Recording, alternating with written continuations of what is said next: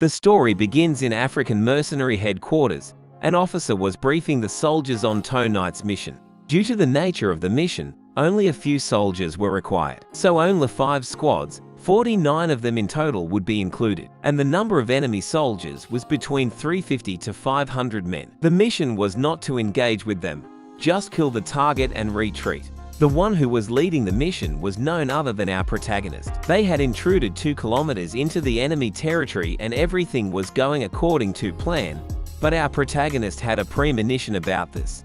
His team member teases him for being on guard all the time when a bullet pierces through him.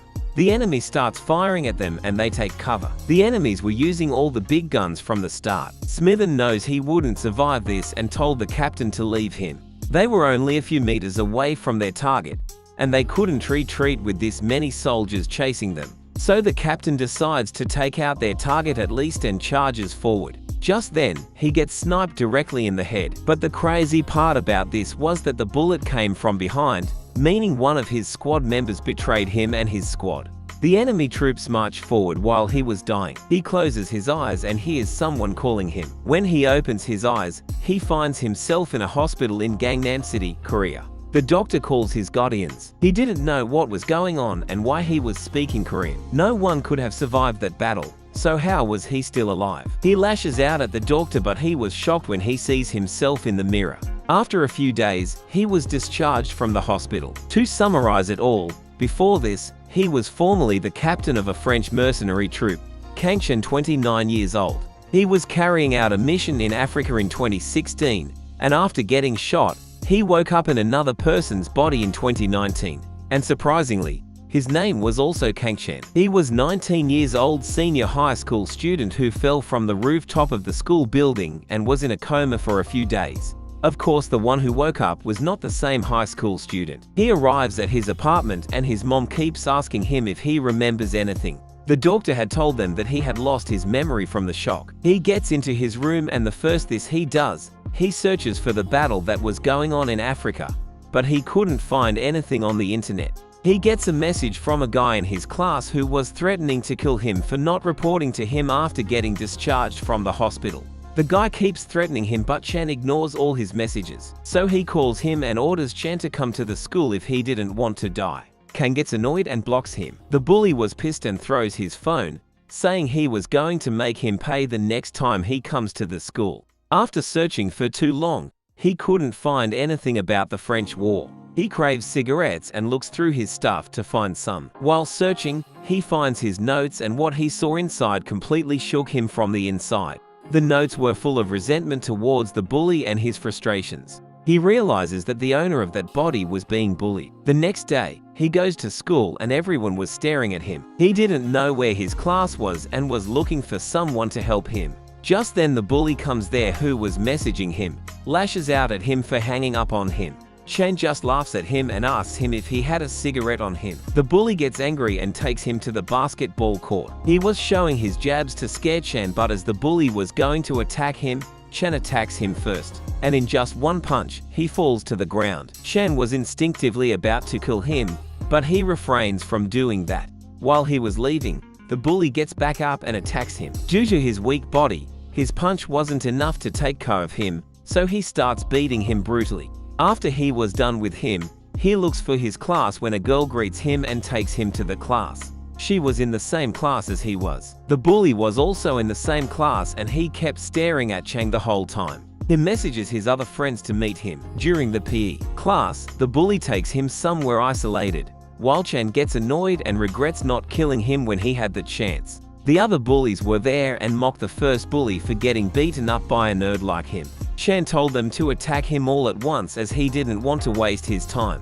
One of them gets annoyed at his cocky attitude and attacks him, only to get slammed on the ground. He told them about his weak spots and assigns all of them where they should attack him. But their ego gets hurt instead, and they attack him randomly. Due to his new body, he had to face some inconvenience, but he beats all of them up in the end, except bully number 1. The bully apologizes to him and promises not to mess with him again, but Chan was still not convinced. Just then, he feels someone behind him. It was the PE teacher. Chan was wondering how could a mere teacher come this close to him without him noticing. The teacher advised him not to go further than that, otherwise, it wouldn't be considered self-defense. While Chan was leaving, the teacher asks him where he learned to fight like that, to which he replies from the internet. At home, his parents got the news of him fighting and were angry at him. When comes home, they see that he had changed his hairstyle. He goes straight to his room while his father was scolding him. He comes back with all the notes that the original owner of the body had left behind. When they saw the notes, they were shocked and couldn't stop crying. They have a talk and apologize to him for not knowing this sooner. Seeing them caring for him, he remembers his childhood, which was not quite normal. They were very poor and his drunk father was abusive towards him and his mother. While he was leaving, his father gets a call from France, and because of the language barrier, there was a huge miscommunication that cost his father 130 million won. Chan takes the call and talks directly to the man in charge in the French language. His parents were stunned to see him speak French so fluently. He resolves the issue and told them that he learned that from the internet. In his room, he was thinking of going back to France once his body was completely healed. But now he was a little hesitant thinking about the parents. The next day at school, the bully comes to mess with Chan again and told him to follow them. When he doesn't agree, they threaten to harm Myoung. He doesn't remember who Myoung was. She was the girl that sits next to him. When he remembers her, he agrees to follow them. On the rooftop of the school, there were many more delinquents, and a group of girls was also there. Chan told them to get out of there and one of them starts giving him attitude. Chan slaps her in front of everyone. The bully promises her to get back at him 10 times and she leaves after that. He doesn't see Myoung with them. Myoung had just entered the class. After realizing that they were lying to him, he starts to leave when they surround him. The bully said to him if he was scared and wanted to jump again. He realizes that these guys were there when the owner of his body jumped off the roof. He asks him if they were here that day, and the bully reveals he was the reason he had jumped before in the first place. He was scared and begged for his life and fell off the roof on his own. Chan was furious and his body starts to tremble in anger. The bully was also prepared this time. He had brought the strongest guy in their school district to fight him. The guy makes fun of him for being so tiny. He lets his guard down and Chan manages to take him down in just one strike to the face. The other bullies attack him as well. They were armed with weapons that high schoolers shouldn't have, like knives, spiky bats and all. But still, he defeats all of them. One of them attacks him with a knife, so he goes as far as breaking his arm. And now only Lee Hajin was remaining. As Chan was about to beat him, the pay teacher comes there and stops him. This time, Chan was sure that he was not just a normal pay teacher. After the bullies were gone, the teacher was scolding him. The teacher uses the same phrase that one of his team members, Daru, used to say. He suspects that there could be a chance that he went through the same thing. He tests it by attacking the teacher out of nowhere. The teacher and Chan were going toe-to-toe against each other. They both stop in the middle of the fight. The teacher was shocked to see how a high schooler could fight like that and asked him who he was. Chan answers him with the phrase he used to say, he was the god of Blackfield. The teacher was stunned to know that the person in front of him was his captain, the legend, the god of Blackfield. After that talk for some time about all the things that happened to them, we see Daru's side of the story, how he woke in someone else's body as a husband and a father, and how they helped him through it. Chan reveals that he was planning on going back to France to catch the traitor among them. Daru tries to stop him from going back to that hell, but he doesn't listen to him. Daru advised him that they should go there during the summer breaks. He also told him about the kids that he was fighting with, and how they were connected to gangsters. He goes to the nurse's office, making an excuse that he was sick. He suddenly gets up sensing someone coming to the office. It was the bully, who brought snacks for him as he was their leader now. Chan scolds him and he runs away. When school ends, Myoung was waiting for him. While they were leaving, the girl from the rooftop stops him and told him that someone wanted to meet him. But Chan ignores her, which pisses her official. Myoung want him to be careful of her because she sleeps with anyone. And while they were talking, we see some gangsters who were looking for him. They stop him to have a chat with him. Myoung asks her not to go, but he assures her that he would be fine. They said they just wanted to have a chat with him and told him to get inside the car. Chan doesn't agree to that, so one of them starts to mock his attitude. Chan gets his hands off of him, smacks him in the face, and slams him onto the ground. The other members attack him as well, even though Chan was dodging all their attacks and striking them back, due to the reason that they were full-grown adults and he had still the body of a teenager. It was getting hard for even him to fight back. When he started to overpower them, the boss intervenes and kicks him aside. He still wanted to just have a talk, but Chang doesn't cut. So the main guy attacks him, and even though Chen blocks, he still receives damage from the sheer strength of the attack. Chen gets back at him and the others attack him as well. As the fight started to get intense, Mio-eung pretends to call the cops and they run away in their car. He sees that girl, Yoonsul again, and advised her not to hang out with guys like those or she would get hurt badly one day. But she lashes out at him instead, who walks away while she kept screaming at him. The next day, some first year came to greet Shan and they hand him the weekly payment that they collected from the students. He scolds them and told them to return the money to the students. The PE teacher calls him to the counseling room. He asks him for a favor before he goes back to Africa. There were 4 students that were being severely bullied, so Daru wanted him to help them out. At first, Chen denies it, saying once he was gone, the situation would get only worse. But Daru made a deal with him that he would only have to attend 1 class. Chen agrees after that. While coming back to the class, he sees Yoonsul waiting for him. She was covering her mouth and was injured here and there. Chen ignores her again and she yells at him saying it was his fault that she got into this mess and started crying. Chang takes her to the roof and she told him that those guys from yesterday had told her to get Chen. Otherwise, they would have injured Hojin and her family. They even threatened to sell her to the brothel. He told her to call those gangsters. She calls him and Chen takes the phone to speak to them himself. He told them that he would come to them on Monday, and if they don't agree to that, he was not gonna come at all. The boss gives the signal and they agree to it. While going back home, Mio-eung follows her along. She asks him if he was going out with Yoonsul. He was surprised because that came out of nowhere. He denies it and asks her if she had a crush on him in a surprised voice. She thinks for a few seconds and agrees with him. He didn't know what to do. The next day at the weekend, he made an excuse to his mother that he was studying hard because it was his senior year, and went to hang out with Daru somewhere isolated. They talk about how Daru had gotten used to it and considered staying there himself. Shan told him that he was going to meet up with those gangsters, but he doesn't tell him the location where they were meeting, as he knows that he would follow him there behind his back. Shan orders him to stay out of this fight. Daru advised him not to go and just let this slide, but Shan couldn't just let that slide. He arrives at his apartment and starts training to fight them. He could imagine the fights as if he was fighting them in real life. He could take down many of them at once, but due to his weak body, he would get stabbed and be defeated. His body was too weak to keep up with his speed and wondered if he was gonna even stand a chance against them. On the other hand, Mio-eung was waiting for Chen to reply to her back. The next day at the school gym, while Chen was training, Daru asks him to let him help in this, but he refuses him. After he was done training, he goes outside where a car was waiting for him and he gets inside the car. The guy took him to their base where their boss welcomes him. He cuts to the chase and offers him to join their gang. Chen rudely told him to get his goons out of his school or he would beat the crap out of all of them.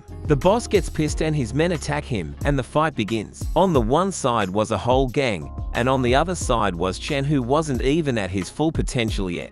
After he dealt with all of the goons in the room, the boss himself attacks him. He blocks his attack and takes him hostage. In the hall, he was shocked to see all his men. He threatens to snap their boss's neck if they come near him, but they don't care and attacked him. He was dodging all their attacks while taking the boss hostage. He was getting overpowered by them. The number 2 of the gang orders his man to kill him instead of trying to catch him. He smacks the number 2 in the face and lets go of the boss and tries to get out of their grasp. But they were consistent and were attacking him continuously, not giving him any chance to relax. Although he was still taking down many of them, he was almost out of breath. And the same goes for the goons as well. As if this wasn't enough, some more guys from that gang also come there. Chen could tell that these guys were definitely stronger than the others, and they have also killed before. As they were about to attack him, they hear a crash behind them. A guy in the mask was standing behind them. One of them attacks the guy in the mask, whom he easily defeats. Chen was also wondering who he was, but seeing their fighting style, he realizes it was none other than Daru. While he took care of the goons, the 2 attacked Chen. They were fast, even faster than Chen. Chen was getting stabbed many times while trying to look out for the other one. He had lost too much blood. The guy with the mark on his face attacks him straight, which was impassable to dodge. He gets a flashback from his past, and in the present, He had barely blocked the attack with his bare hands, and now it was time for him to fight back. He smacks the guy's face to his head, and just in the next punch, the guy was on the floor. The other guy was shocked to see that, and while he was distracted by it, Chan attacks him, making him unable to move with just one punch. He was now unable to control himself, and as he was about to kill him, Daru stops him, and that brings him back to his senses. Chan gives the others a chance to leave if they didn't want to end up like them. They drop their weapon and get out of there. Chan falls to the ground all injured, unable to walk.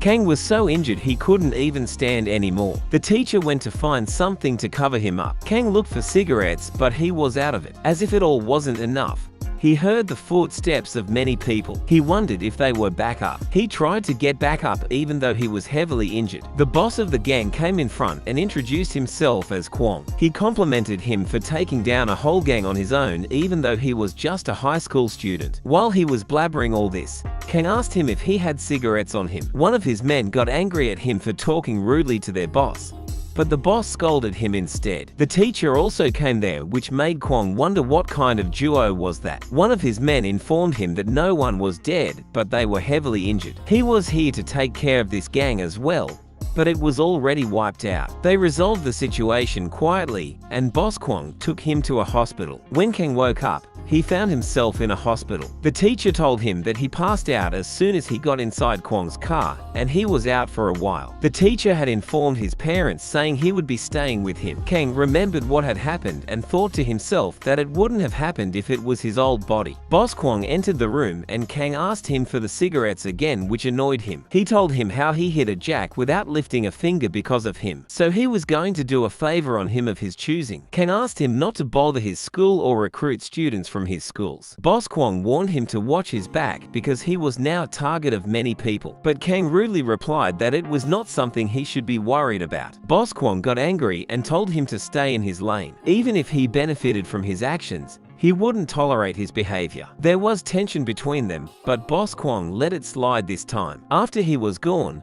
the teacher told Kang that Myung was texting him non-stop, but he ignored her texts. The teacher informed him that according to the doctors he would be admitted to the hospital for at least 1 month. Kang said he was going to stay for just a week and told the teacher to tell his parents he was in an accident. After a few minutes, his mother came running after hearing the news. Kang acted as if he was fine in front of her. She was planning to take him to an even better hospital. If that happened, his secret would be out, but the doctor saved him this time, reassuring his mother that he was already healed. After her mother was gone, the doctor changed his stitches, but he was surprised to see his wounds already healing. Normally, it would take at least 1 week. The doctor told him his side of the story and why he worked as a doctor. He told him that he was free to come and go whenever he wanted as long as he didn't die or kill someone. He also informed him that he was going to sell his organs if he were to die someday. 1 week later, after he was discharged, he was ready to go to school the next day. His mother showed him the medical treatment bills,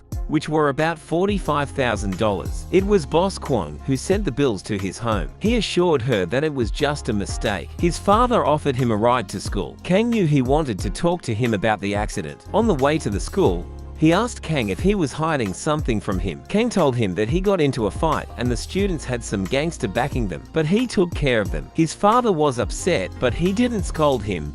Instead, he told him how much his mother sacrificed for them, so whatever happens, he shouldn't make her worry. Kang understood what he was saying as he got a flashback from the past. When he arrived at the school, the teacher scolded him for coming to school instead of resting. Kang asked him if anything had happened while he was gone. The teacher told him about the rumors about him. Some say he was stabbed to death, some say he was in a coma, and stuff like that. Kang asked for the names of the students which he wanted him to help last time. The kids who were being bullied. We see the first of the victims. He was being bullied while he was eating his lunch. The bully took his food and then shoved the fook in his mouth while the whole class was laughing. Just then, Kang entered the class and asked for the student named Moon Kijin. The bully bowed before him after seeing him and pointed him toward the kid. The kid was trembling after seeing him because he had heard how scary he was. Kang asked him to follow him. Kijin asked him why in a flustering voice. The whole class was shocked that he was talking back to someone like Kang. The bully yelled at him for raising his voice before him,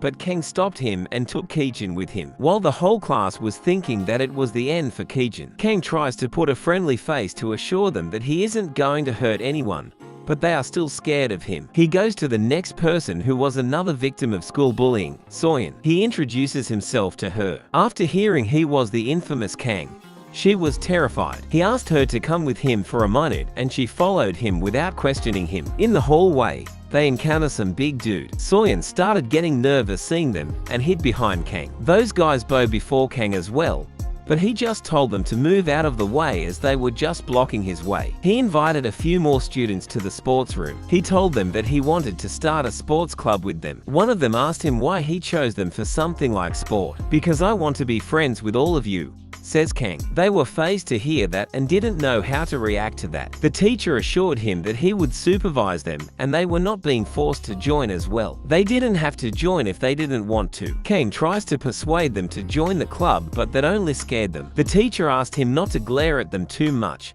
and he also asked him what Mi-young was doing there. Mi-young introduced herself as the club manager even though no one assigned that role to her. The teacher asked Kang why he brought her there. "She met me in the hallway and started crying and wouldn't leave me alone," says Kang. But when she asked them to join the club, they agreed, because she was like an angel among those scary individuals. Kang ordered some pork cutlets to ease their worries. He sees the girl from earlier who got him involved with those gangsters, sneaking on them. She tries to run away, but Kang confronts her about this. When she denies sneaking on them, Kang doesn't push her. She asks him if he is not worried that she might be plotting something, but Kang doesn't care and tells her to just go away. She was frustrated with herself. She watched them from a distance while the others trained their asses off with Kang. After they were done with round 1, and thinking that it was done, Kang dropped a bomb on them by saying they were only warming up. Hearing this, their soul left their body. While playing dodgeball, Kang hits one of them in the face. The teacher asked him to go easy on them because they were in school,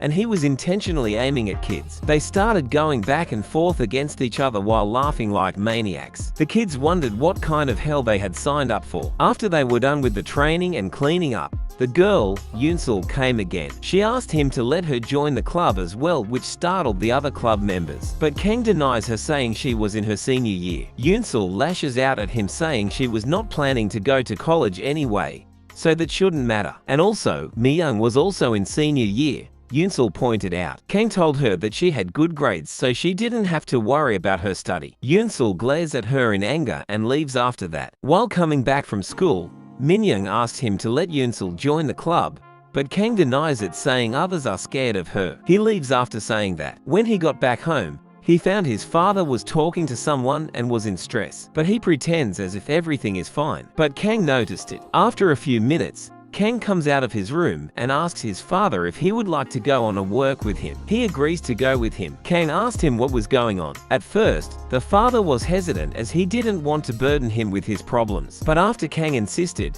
he told him that it was about his business in France. The company from which he was buying his cars rejected his deal because there was a new company, Seojong Group, that was monopolizing all the smaller businesses. He told him everything in detail on what was going on. After thinking about it long and hard, Kang asked him whether it would be okay if he also came along to their next meeting. His dad obviously didn't understand what he was going to do in the meeting, but after explaining to him for a few minutes, Kang finally pursued his father. They kept all this from the mother as they didn't want her to worry. When he got inside his room, he got a call from a girl. She was a foreigner from France who met Kang at a restaurant. Kang had asked her favor, and in exchange, he had to go on a date with her. But due to his family matters, he postponed their date. He explained to her that he had a family matter to take care of. It was finally the day of the meeting. Kang and his dad were at the hotel where the meeting was being held. Kang's father thanks him for trying to help him and coming here with him. As they were talking,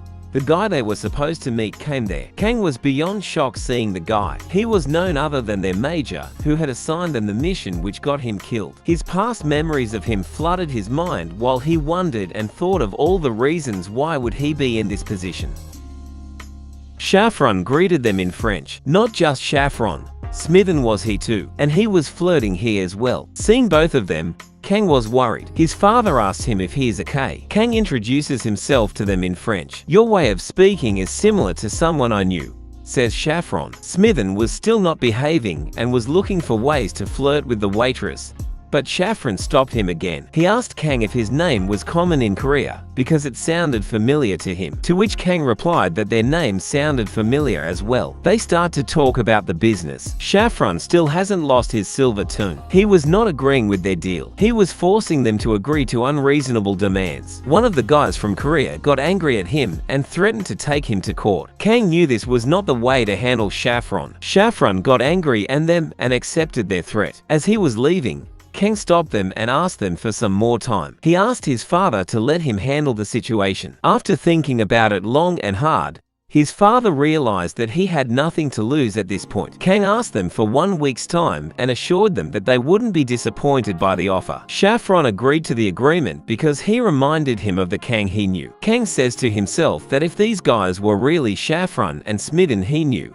then he could take them on. While coming back to their home, his father asked him if he really was his son Kang. He was not stupid to believe that he learned French from the internet. Kang told him that he wouldn't believe him even if he told him. His father didn't question him after that, but he warned him not to bring any gangsters in this matter, ever. We see a flashback from the past. They were surrounded by enemy soldiers and were being pushed back, but Kang took it upon himself to get rid of them. He sprinted to the enemy front line alone, while not letting himself be spotted by the enemies. As they were about to shoot an RPG at them, Kang came from behind. Before they could react to him, he started shooting at them. One of the bullets hit the RPG, making it blast to their face, and the rest of the soldiers took care of the rest of the soldiers. He reported that he had secured Area K.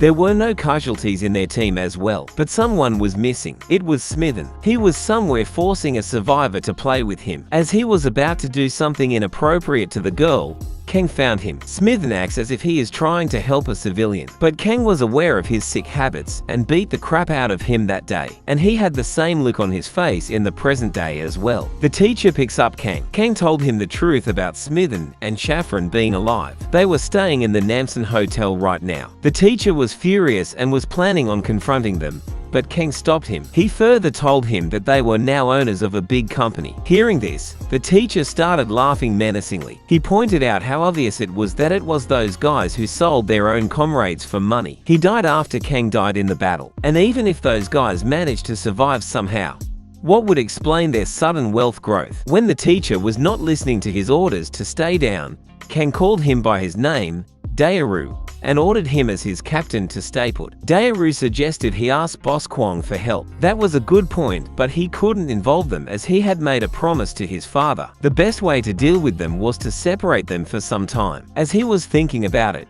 Michelle called him again, which gave him an idea. He informed her that they would meet at the Namsan Hotel, which caught her off guard because she didn't expect him to be this straightforward. He was using her as bait to separate Smitten from Charon. Kang knew if he saw Michelle and her friends, he wouldn't be able to control himself, and that's when they would take care of him. Daru asked Kang to let him handle Smitten. Kang pointed out that he was not in his old body while Smitten was still as strong as before, so it might be a bad idea to let him handle Smitten. But Daru kept insisting, so Kang agreed to let him take care of Smitten. Even though the situation was complicated, they couldn't help but feel excited doing something like this after a long time. But Kang thinks to himself that if Daru was still as strong as before, it would be a fight incomparably harder than the last one with the parking lot group. The next day, during the class, Kang was zoning out because he was tired. After the school, Mi-young suggested they should head together, but Kang told her that he had plans. She asked him if he was going out with a girl. He told her that he had something to do with the gym teacher. When she asked to tag along,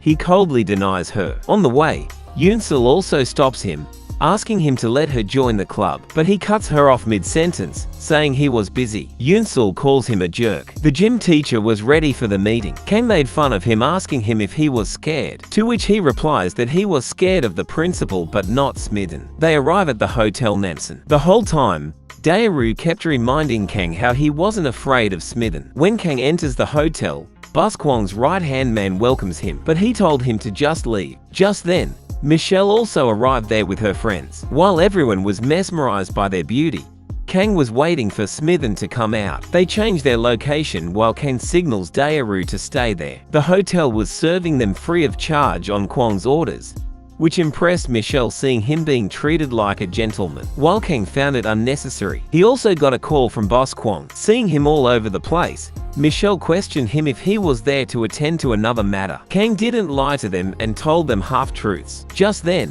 Daru messaged him that Smithen was there, but he was not alone. There were also members of the Venomous Snake Gang, which was a very big gang in France. He verified them by the tattoos on their thumb, which were their gang symbol, and each member of the gang had it. In his past life, Daru fought against them, so there was no way he wouldn't recognize them. Daru suggests they should retreat for now because they didn't account for gang members in their plan. Kang agreed that it would be a sane thing to do, but never have they completed a mission without any setbacks in their past lives. There was always something that wasn't on the plan, but they still didn't run away, and he was not going to run away today either. Daru understood what he was saying, but they still didn't have any plans. Kang was kind of panicking because he didn't have time to think of a plan right away, while Smithen was already in the club and had met with his benefactor.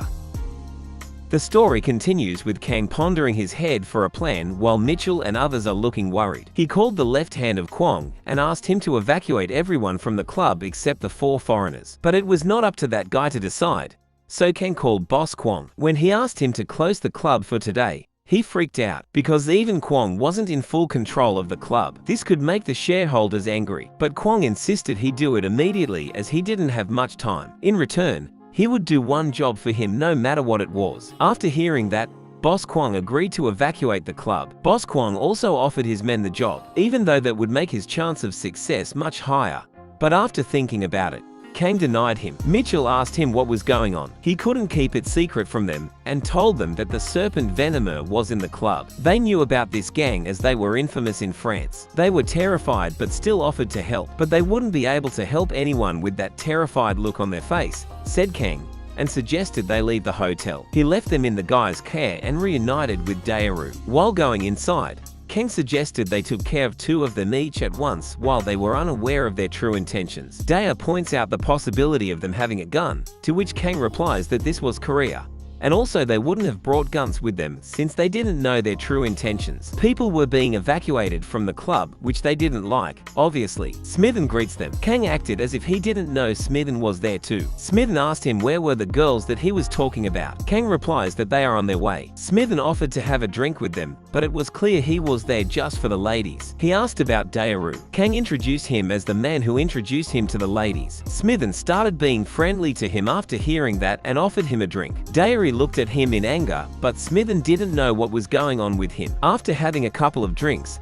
Smithen noticed that there were only a few people left. He remarked how disappointed he was in Koreans. Kang assured him, saying it was because it was still early and that he would be surprised in a few moments. Just then, the gates close, which alerts them. One of them informs Smithen that something is wrong. While they were distracted, Daru and Kang attacked them with beer bottles. Daru knocked one of them down in an instant, and they both attacked the rest of the 2 with bottles. But Smithen instinctively kicked the table in front of him and escaped for the moment. While they were busy dealing with the Serpent Venomer, Smithen tried to run away. Kang saw the guy whom Daru had knocked out earlier. He was about to attack Daru, but Kang throws the bottle at him and takes him on, while Daru goes after Smithen. He tackled Smithen on the floor, got on top of him, and started punching him brutally. Meanwhile, Kang was fighting. The other guy was keeping his ground against Kang. When the guy couldn't win in a fist fight, he reached into his pocket for a weapon. Kang was worried that he was reaching for a gun, but luckily it was just a knife. Seeing his stiff and awkward position,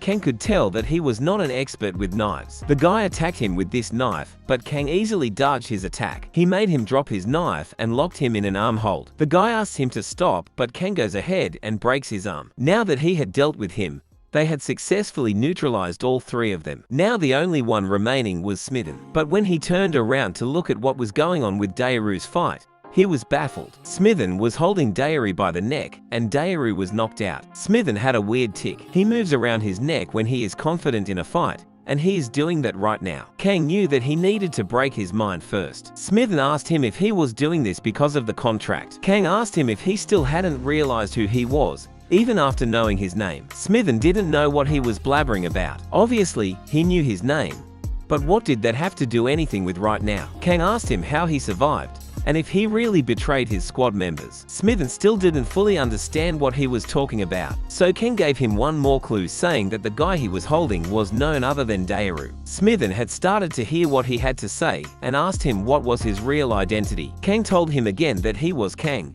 the one he held on to when he was about to die. The Kang who beat him half to death when he left halfway through the battle to mess around like a dog. The god of the battlefield, Kang. The images of war started to flood Smithen's mind. The times he spent with Kang on the battlefield. He didn't want to believe him. Kang has started to get to him. He goes on to torment him even more by calling him a traitor. Smithen had a gut feeling about coming to Korea. Now he understood why. But he was not the same Smithen Kang used to know. He calmed himself down and pointed out that even if he was the real Kang, he couldn't possibly defeat him with that twig body of his. Kang tried to gaslight him into fighting him one-on-one, but Smithen figured that if he was the real Kang, and the one he was holding was the real Daru, then he had the upper hand. He knew Kang wouldn't attack him as long as he had Daru in his hand. Kang also realized that this guy wasn't stupid like before. He had started to use his brain after going corporate. Just then, Daru came to his senses. Kang calls him stupid for not signaling him if he was awake. Smithen also found out that he was awake, and before Kang could reach him, he broke Daru's neck. But while he was distracted with Daru, Kang targeted his eyes and was successful. Smithen pointed out how before, it felt like he was getting hit by a firestorm. But now, this only stings a bit. His strength had decreased considerably. Kang was surprised that he didn't drop after that hit. Smithen compliments him for doing at least that much with his puny body. Smithen attacked him with his full force. He was like a monster. Compared to him, Kang really looked like a twig. But even with his puny body, he managed to dodge his attack and landed a strong punch to his face. Smithen may have a monster's body, but when it comes to speed, he is nowhere near him. Kang kept throwing punches at him, which made Smithen to be in a defensive position, until he wasn't. Smithen found an opening and attacked him, and with just one attack, Kang was thrown away. He received much more damage than what Smithen received with all those punches. His hands started shaking with the impact. Kang was clearly at a disadvantage. He couldn't afford to get hit by him many times. The only option he had was to attack his vital parts. While he was thinking all this, Smithen attacked him again, mocking him for how weak he was compared to the god of Blackfield he knew. Kang dodges the attack once again and targets his other eye. While he was thinking he managed to land the hit, the reality hits him and so does Smithen. The punch this time was even stronger than before, to the point if Kang got pushed back any further, he might die. So instead of getting pushed back, he embraced his critical attack and launched his own attack on him. Kang was receiving one hit after every 2 attacks, but Smithen's punches were giving him more damage than both of his punches combined. But Kang just goes through the hellish pain and kept attacking him with his all might, and eventually, Smithen was on the defensive again. Kang didn't waste even 1 second and took the chance to land as many critical hits as possible, and with a finishing kick, he knocked him down on the ground. Smithen was frustrated with himself for getting beaten up by him once again. But Kang was not done yet. He started punching him while he was down. He further goes on to attack his other eye as well. Kang beat the crap out of him, but he himself wasn't unscathed. His whole body was falling apart from the inside. He ordered Boss Kwang's minions to take Daru to the hospital first. He was still not done with them. He takes the bat from one of them and starts beating up the serpent venomer dudes brutally, getting them to realize that they are in Korea. After he crippled them, he picks up a broken bottle to use it on Smithen, but he assured him that he was not going to kill him. In fact, he would even send him to a hospital, but after he was done with him, Smithen blamed Charon and told him that he was the one who sold them out. But it was too late. Kang had made up his mind, but he stopped when Smithen told him that they were using his dad's company to export drugs and diamonds. Kang got even more bloodthirsty and asked him what he was talking about. Smithen told him what their original plan was. Kang didn't fully understand what was he talking about, but one thing was clear: if things didn't change, his father would be in danger. He stabbed him with the broken glass anyway, but it broke in just one hit due to his monster of a body. So he asked for the knife that one of their own guys had brought with them. He started attacking him with the knife without mercy, but he didn't kill him. After Smithen got knocked out from the excruciating pain, Kang ordered the others to take him to a hospital. The guy told him that it was Kang himself who needed to get hospitalized the most. Even after all that, he walked to the hospital and asked for Dr. Yu Hyun-woo. Kang got the news that Daru was still alive, but he wasn't out of danger just yet. After the scan results came out, The doctor informed him that his inside was in chaos. 3 of his ribs were about to be shattered. It is a miracle that he could even walk. All the things considered, he needed to get hospitalized immediately. If he doesn't, his bones will break and pierce through his organ. But Kang said he couldn't afford to get hospitalized. The doctor puts it in even simpler words. If he didn't get hospitalized now, he would die. But even then, Kang asked him to just wrap him up in some bandages and give him some strong painkillers. Because if he were to get hospitalized right now, his family, his companions, and everyone would be in danger. The doctor understood and assured him to do whatever he could. He prescribed him some strong painkillers and wrapped him up with the strongest rib belt. But he warned him not to ever remove it no matter what. He wore the rib belt and was walking as if nothing happened. He went to see Daru, who still hadn't woken up. He scolds him for not escaping when he finds out that he is in danger. Kang thanked him and assured him to just take a long nap and leave everything to him. He left the room with bloodthirsty eyes. Boss Kwang's men bowed before him and let him pass. Inside this room were the French gangsters and Smithen. Just as he entered the room, they started laughing at him except Smithen. They threatened to harm his family and everyone he knows just after they got out of the hospital. They had just fought with him. That's why they were defiant. He decided to break their spirit first. He asked one of his men to bring the thing. The guy was mocking him by acting scared until their fear became real. The guy came back with the knife he used in the last fight. The man tried to threaten him again, saying if he, a foreigner, got hurt in another country, Kang wouldn't be able to get away with that. But Kang didn't care and started attacking him with things while saying that he should say that in the embassy. The guy begged him to stop while screaming in pain. But Kang didn't listen to anything he had to say. After he broke the first guy, he moved forward to the second guy. The second thug was already severing and crying, but Kang was not that merciful. He felt bad for the doctor, but he needed to break their spirit or they would come after him and his family again. Even the gangsters outside thought he was going overboard. Even they'd never done something like that. Suddenly, the voices stopped. When they tried to look, Kang opened the door to their face and told them to get the injured in another room. After they sifted them to another room, Smithen could feel that he was coming towards him. He says to him that he has already learned his lessons and that he won't come after him ever again. Kang knew this, but he couldn't accept the thought that he'd get to work again after betraying him and his team. Smithen explained to him that it was all Saffron's plan.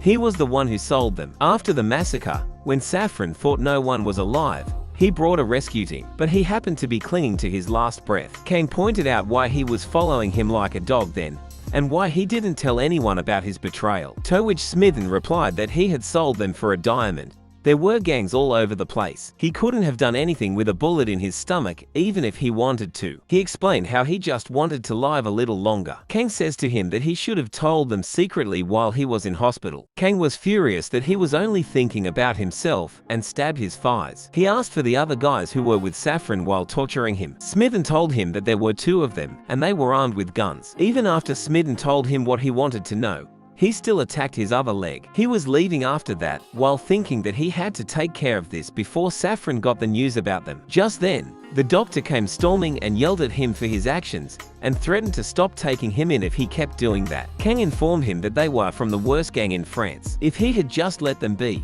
they'd have killed all the patients, nurses, and him as well, and would have escaped after that. Also, he didn't die or kill someone, so he didn't break the promise. The doctor asked him if there were still more. Kang told him there were 3 more. The doctor understood and said that he couldn't let go of a cash cow like him. Kang was planning to get straight to Saffron, but he didn't know how he was going to take him down. He was not as straight as Smithen. He must already have suspicions about the situation. And even if he somehow managed to get to him, he wouldn't be able to fight Saffron in his state. On top of that, there were 2 more guys with guns. On the other hand, if someone were to lift even a finger at him, his body probably crumble into pieces. He had no advantage over him. Just then, a thought crossed his mind. Why would Saffron send bodyguards with someone as strong as Smithen in a safe country like Korea? He realized that the men weren't for his safety. They were there as surveillance, meaning Smithen knew about his weaknesses, and Saffron didn't want him to spill the beans. The one in the hurry wasn't him. It was Saffron. Kang came back to Smithen, which made him freak out. Smithen asked him if he was going to kill him for good. Kang asked him what he did with the money that he got after selling the diamond. Smithen was hesitant to answer the question and was looking for ways to dodge it. Kang dared him to lie to him, but if he failed to trick him, he would kill him. Smithen asked him if it was okay to talk in front of the doctor. The doctor didn't know French, so it was all right. Smithen told him that the money was in the Swiss bank. Then King asked him why Saffron left him alive. Knowing him, he wouldn't take this big of risk. It was because Smithen and Saffron shared the password to the account, which had more than 10 billion won. If he killed him, he wouldn't get the money. This wasn't something Smithen could have come up with. It was Smithen's idea to keep his mouth shut. Kang wondered what kind of diamond would be that expensive. He asked Smithen if it was the blackhead diamond. This was the type of diamond that only appeared once every few dozen years, even in African mines. The devil's gemstone. Now Kang understood why Saffron lost his mind over it. Kang asked him about the password, but Smithen wasn't sure if he should tell him. So, Kang asked the doctor to scream in anger on any topic. They started yelling about what they should have for dinner this evening. Smithen didn't understand what they were talking about and thought the doctor going to hurt him. Smithen didn't want to get hit anymore and told him the password, which was Smithen 93C7 odd Africa. Kang knew he wasn't lying because only he would come up with a password like that. Smithen told him about the drugs as well, but he didn't about the buyer. Kang was about to call Boss Kwong, but he realized that he had lost his phone. He got one of his men to contact him. When he told him about the drugs, Boss Kwong got furious because they were smuggling drugs into his territory without him knowing. Kang was worried he might be a part of it, but seeing his reaction, he was relieved. After letting him in on his plan, Kang advised him that he mustn't provoke those French goons because they were not ordinary people. But Boss Kwong wasn't going to lay low in his own territory. After that, Kang contacted the Namsan Hotel and left a message for Saffron. While Saffron was in a meeting, one of his men delivered the message to him. The message was, and I quote, "Swiss bank, drugs, and the god of the Blackfield is waiting." Kang also contacted the right-hand man of Boss Kwong for any updates on Saffron. After hearing the message, Saffron immediately goes to take the call. Saffron asked him if Smithen told him something, and that if he gave him Smithen, he would give the monopoly of the cars to him. Kang realized that Saffron was thinking that Smithen had betrayed him. He played along with it and asked him for an unreasonable deal. Saffron told him that he didn't know what he was getting himself into. There were organizations far beyond what he could ever imagine. Saffron tried to use his silver tongue to get out of the situation, but Kang was not agreeing with him. Saffron was fuming with anger, and it didn't help that his way of speaking reminded him of the other Kang that he knew. Saffron agreed to have an agreement with him and asked him to come to the hotel the next day. Saffron was furious, but he couldn't do anything. Kang was aware that Saffron was different from Smithen. No matter how much hurry he was in, he always did what needed to be done without making a mistake. The situation was dire, and his body was a total wreck. Kang called his parents, who were worried about him. He said that he would be home soon. He remembers the times he has spent with his new parents. At home,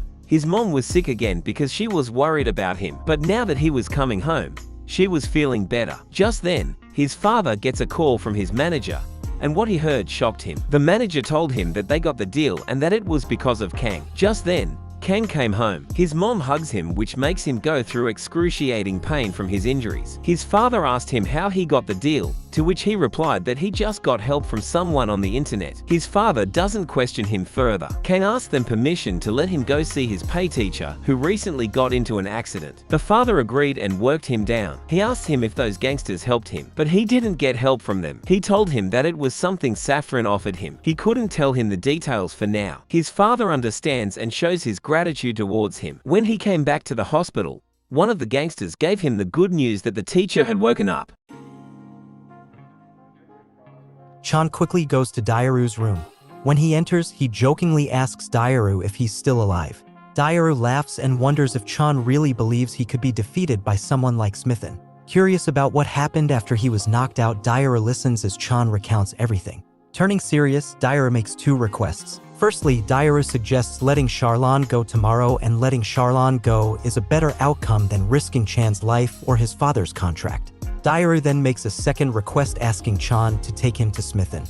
Chan agrees and tells the gang members outside to bring a wheelchair. Later in Smithen's room, he is shocked and asks who's there, while Daru praises Chan, acknowledging his good work in completely destroying Smithen's face. Chan informs Smithen that Daru is present, and since Smithen doesn't understand Korean and Daru doesn't know French, Chan assures Daru that he can speak freely and that he will translate for him.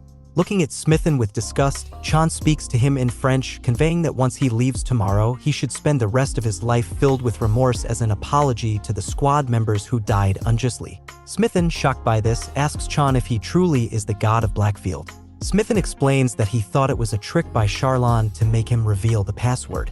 Smithen suggests that Chan should ask Daru how much money he borrowed to confirm the truth. Smithen is left speechless after realizing that Chan is truly the god of Blackfield, and Chan declares that he will hand him over to Charon tomorrow. Since they didn't share the password with him, Smithen should just go back to France and never let Chan see his face again. Smithen reveals that he knows Charon's password. He explains that he has some shares of Gangnam in his name, half of which he obtained from selling the diamond and the other half from the gang. Smithen tells Chan that returning to France would mean certain death for him. He asks Chan for protection and promises to share the account password in exchange. However, Chan refuses, expressing his anger at Smithen for earning the money by betraying his team. Chan suggests that Smithen should negotiate with Charon instead. Smithen then reveals information about the Chinese and Japanese mafia, specifically mentioning the 10 members located in the hotel across from the City Hall and in the Bampo Hotel. Chan inquires Daru once more about the possibility of appointing Smithen as the Korean branch manager. Daru questions if he has the authority to make such a decision. Chan clarifies that it's not a direct appointment, but there might be a way to utilize the funds. Chan then probes Smithen on how he obtained Charlin's password, to which Smithen reveals it to be God of Blackfield. This revelation leaves Chan both confused and infuriated. Smithen explained to Chan that he accidentally revealed Charlin's password God of Blackfield to the bank when he got confused while making a withdrawal. It was only after the transaction was completed that he realized his mistake, leaving him completely surprised. Chan is confident in his words because he didn't ask for confirmation and he already disclosed the password. Smithen then mentions that Charon is always cautious and probably trusts the Chinese and Japanese men to watch his back, which is why they need to eliminate him. Smithen panics, shouting that if he goes back to France after finalizing the contract, the French Serpent Gang will surely murder him. Smithen elaborates that they have never encountered the gang before, but Charon became greedy and used the gang's money to buy shares of Gangnam in his name. Charon plans to take Smithen to France, use the money in their account to settle things with the gang, and once the money is gone, Charon will dispose of Smithen and move on to his next scheme. Smithen mentions that he's already lost one eye and a leg, pleading with Chan to rescue him. Chan proceeds to inform Daru about Smithen's plea. Daru inquires about their next course of action, and Chan leaves the decision up to Daru, considering he nearly lost his life at Smithen's hands. Daru assures that they will assist him. Once he exits the room, he wastes no time in requesting the guys to dial Guangtech's number. As soon as Guangtech picks up, Chan quickly fills him in on the details. Additionally, Chan makes a request for a room reservation at Nam's Inn Hotel for tomorrow. Later on, Guangtech himself shows up at the hospital to meet with Chan and Daru. Guangtech informs Chan that the attack is about to commence, and in response, Chan probes Guangtech, asking if he's having doubts or lacks confidence. Chan further questions Guangtech's assumption that he will blindly follow orders just because Guangtech helped out with some minor tasks and cleared the club. Guangtech becomes visibly upset and asks if Chan believes he came here to request his assistance in the fight. Guangtech questions Chan if he truly believes that he, the mighty Guangtech, would stoop so low as to ask for help from a pathetic student who has barely escaped death's clutches. Chan rudely retorts that he couldn't care less, but since he made a promise, he reluctantly agrees to hear the request. Chan also demands that Guangtech withdraw his men from the hospital, but Guangtech refuses, asserting that the hospital belongs to them. Angrily, Guangtech tells Chan to stop bossing him around and reminds him that they are dealing with foreign gangs not because of him, but because those gangs are trespassing. Chan brushes off all of that, claiming that he doesn't care. Shortly after, Guangtech walks away, advising Chan to study hard or else he'll end up becoming a gangster.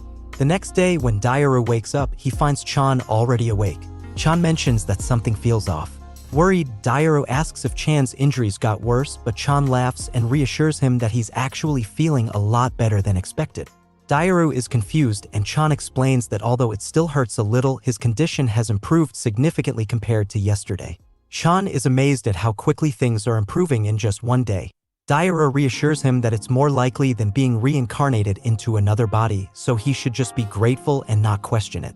Chan grins and calls the reception to request an ambulance. Daru expresses concern for Chan's well-being, but Chan jokes that it's still better than having a man with a twisted neck as a companion. With a smirk, Chan leaves the room as Daru lights up another cigarette. While Chan escorts Smithen in the ambulance, Smithen is visibly shaken and wonders if it will just be the two of them. Smithen explains that he has never been in a situation like this with his body in such a condition. Chan reassures him, urging him to relax and assuring him that everything will go according to plan. Upon reaching the hotel, Chan helps Smithen out of the ambulance and onto a wheelchair. Suddenly, a man rushes in and informs them that they were expecting Chan's arrival and will guide him to the guest room. After waiting for some time in the room, he decides to dial Charlon's number. Charlon expresses his concern about the possibility of an ambush, prompting Chan to reassure him that there is no reason for them to do such a thing since the contract is really important to both of them. Once the lawyer confirms that everything is in order, Chan will hand over Smithen. In order to ensure Smithen's safety and prevent any unexpected disappearances, Charlon suggests bringing along another person who will stand guard in the room while they go over the contract. Chan agrees to this condition and Charlon promises to arrive within 10 minutes. A few moments later, Charlon walks into the room accompanied by his bodyguard. Seeing Smithen in his current state, Charlon immediately questions Chan about what he did to him. Chan responds, explaining that there were certain circumstances involved. He adds that the punishment he gave Smithen was relatively mild considering his betrayal of their comrades. This infuriates Charlon, who believes Chan's actions have gone too far. He threatens to take Smithen away right then and there. In response, Chan stands up and confronts Charlon, questioning whether he thinks he's stupid. He warns Charlon that if he tries anything foolish, his men will arrive within minutes to stop him. Charlon orders his guard to stay alert and the guard proceeds to take out a gun, attaching a silencer to it. He instructs Chan to behave until he returns after signing the contract. With that, Charlon exits the room, leaving his guard behind. Chan sits back down, contemplating how he should handle the guard and his weapon if things take a turn for the worse. Chan got a call from Doziak, who confirmed that the contract was signed smoothly and Charlon was on his way up. He informed Charlon's guard about the signed contract, but the guard remained silent. Smithen then requested Chan to remove the bandages from his remaining eye so he could watch. As Chan started to remove the bandages, Charlon entered the room with another man. Charon mentioned that the contract was signed and now it was Chan's turn to fulfill his part. He commented on how Chan always repeated this phrase, comparing him to the Kong Chan he once knew. Chan smiled, irritating Charlon, who claimed that the smile always hurt his pride. Confused, Chan asked Charlon what the previous Kong Chan did to hurt his pride, but Charlon remained silent. Chan then questioned Charlon about the importance of Blackhead compared to the lives of his soldiers. Charlon laughed, hinting that Smithen might have said something to him. Chan demanded an answer, but Charlon warned him about his plans and threatened to go after his mother if he continued down this path. Chan mentions that Charlon failed to notice a couple of additional details during their conversation yesterday. Charlon is feeling perplexed, so Chan calls for someone to enter the room. The French gang's remaining members walk into the room, leaving Charlon utterly confused. Right then, Smithen grins and questions Charlon if he still hasn't grasped that he's fallen into the God of Blackfield's trap. Charlon is completely bewildered and shocked. Charon then inquires about the money sent to France, and Chan explains that it was the payment for Smithen's shares with some extra cash added as a reward for Charlon's capture. Charlon quickly asks when they switched allegiances, and Chan reveals that they brought them over just last night. Despite the limited time, they received a request from France and asked to continue their operations without attracting attention in Korea. Chan emphasizes that there is no one on Charlon's side in this situation. Charlon threatens and points out the abundance of security cameras in this country, which could pose a problem once they realize a foreign guest has vanished from the hotel. Chan then offers his assistance and presents two options for Charlon to choose from. The first option is for Charlon to surrender right away and request a quick and painless death. The second option is for Charlon to engage in a one-on-one fight with Chan. Seeing Charlon's confusion, Chan suggests that they handle things in their own unique way, the way of mercenaries. Charlon then questions Chan about whether he truly is the god of Blackfield, to which Chan replies that it's Charlon's decision to believe it or not. Charlon then questions whether the men present will acknowledge his victory if he wins the one-on-one. Chan confidently responds, emphasizing that it is indeed a genuine one-on-one and the men are merely spectators. As they both prepare for the fight, Charlon removes his coat with a confident smile, and Chan follows suit. The men proceed to bind one hand of each fighter with wraps while holding knives in their free hands. Charon challenges Chan, reminding him that if he truly is the Kang Chan he knows, he will remember this moment. However, Chan remains silent. Charon displays his skillful footwork, pushing Chan forward and causing him to lose his balance. In that moment, Chan realizes the seriousness of the situation. Charon is not playing around, and he could have been killed in an instant. Charon thrusts the knife towards Chan once again, but this time, Chan manages to dodge the attack and counterattacks. They continue their intense battle, attempting to strike each other with the knives while their hands remain tied together. Despite their efforts, neither of them is able to land a hit. Charon confronts Chan, challenging his claim as the god of Blackfield. He taunts Chan, reminding him of the day when he couldn't escape Charlin's bullet. However, to his surprise, Chan had turned around and evaded the attack. The tension escalates as both engage in a fierce exchange of stabs from all directions. In the midst of their confrontation, Chan boldly questions Charon about his involvement in shooting Daru. With a smirk, Charon dismisses the question, implying that it's irrelevant.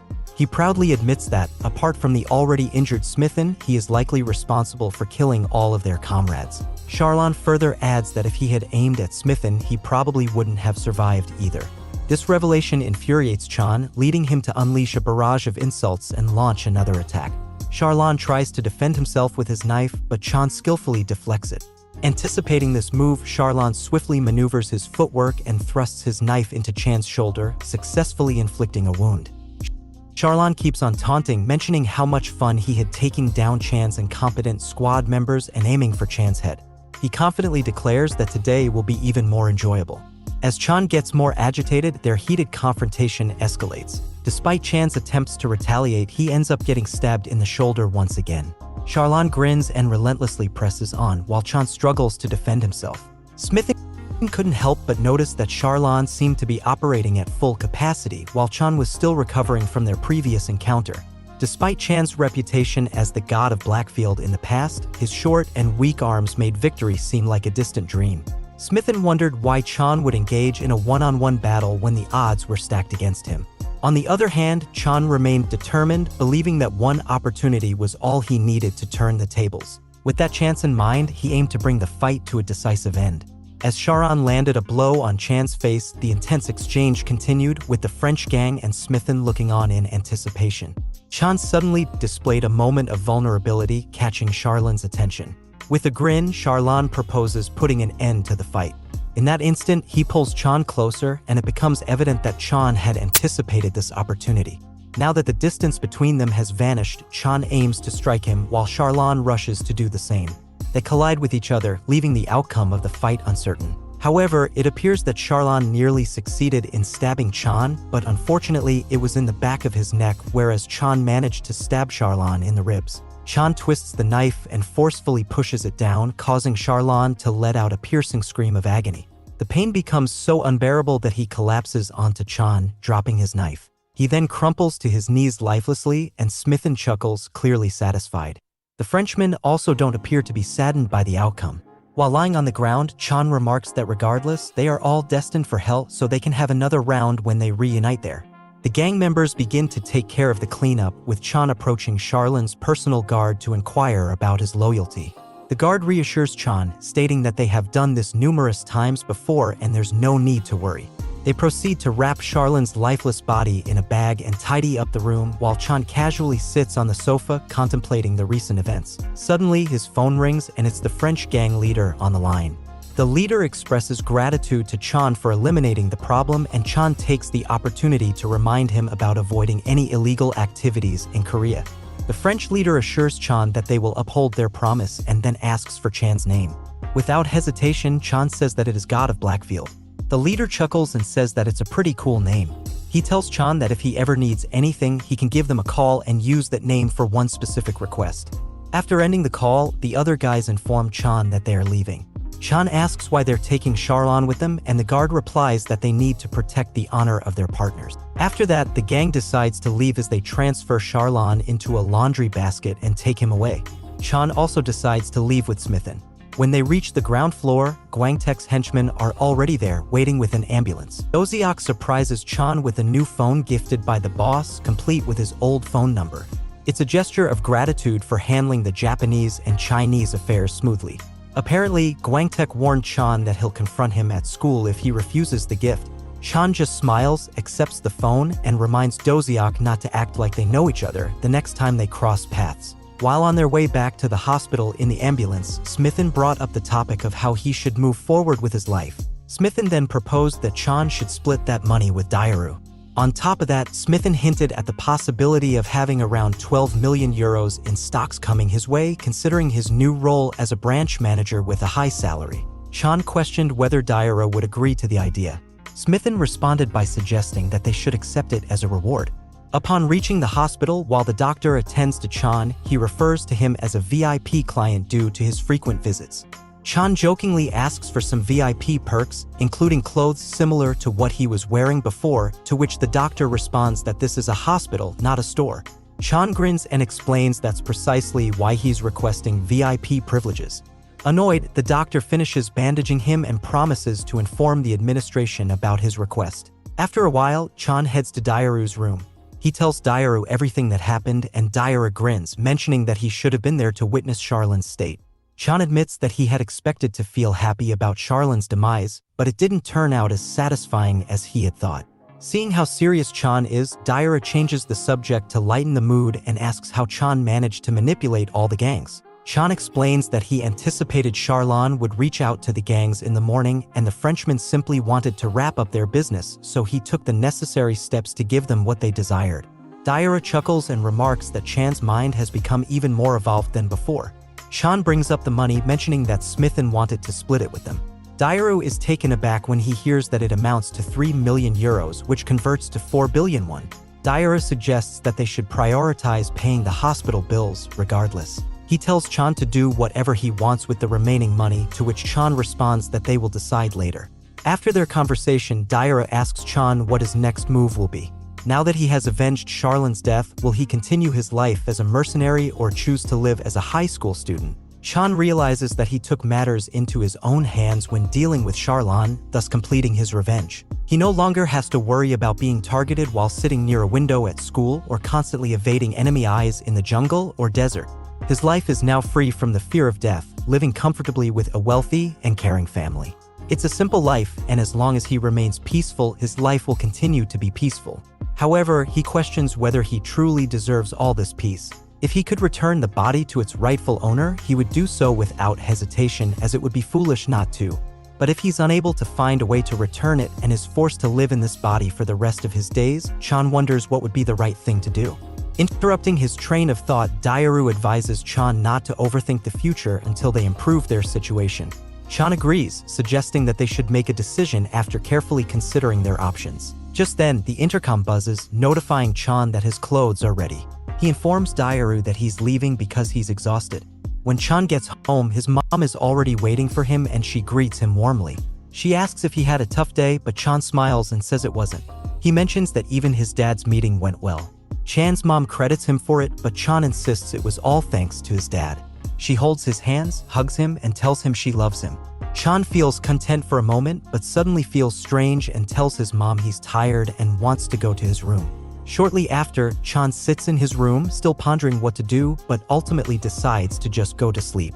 Chan wakes up in the evening and finds a flood of messages on his phone. Among them is a message from Daru, prompting him to give him a call.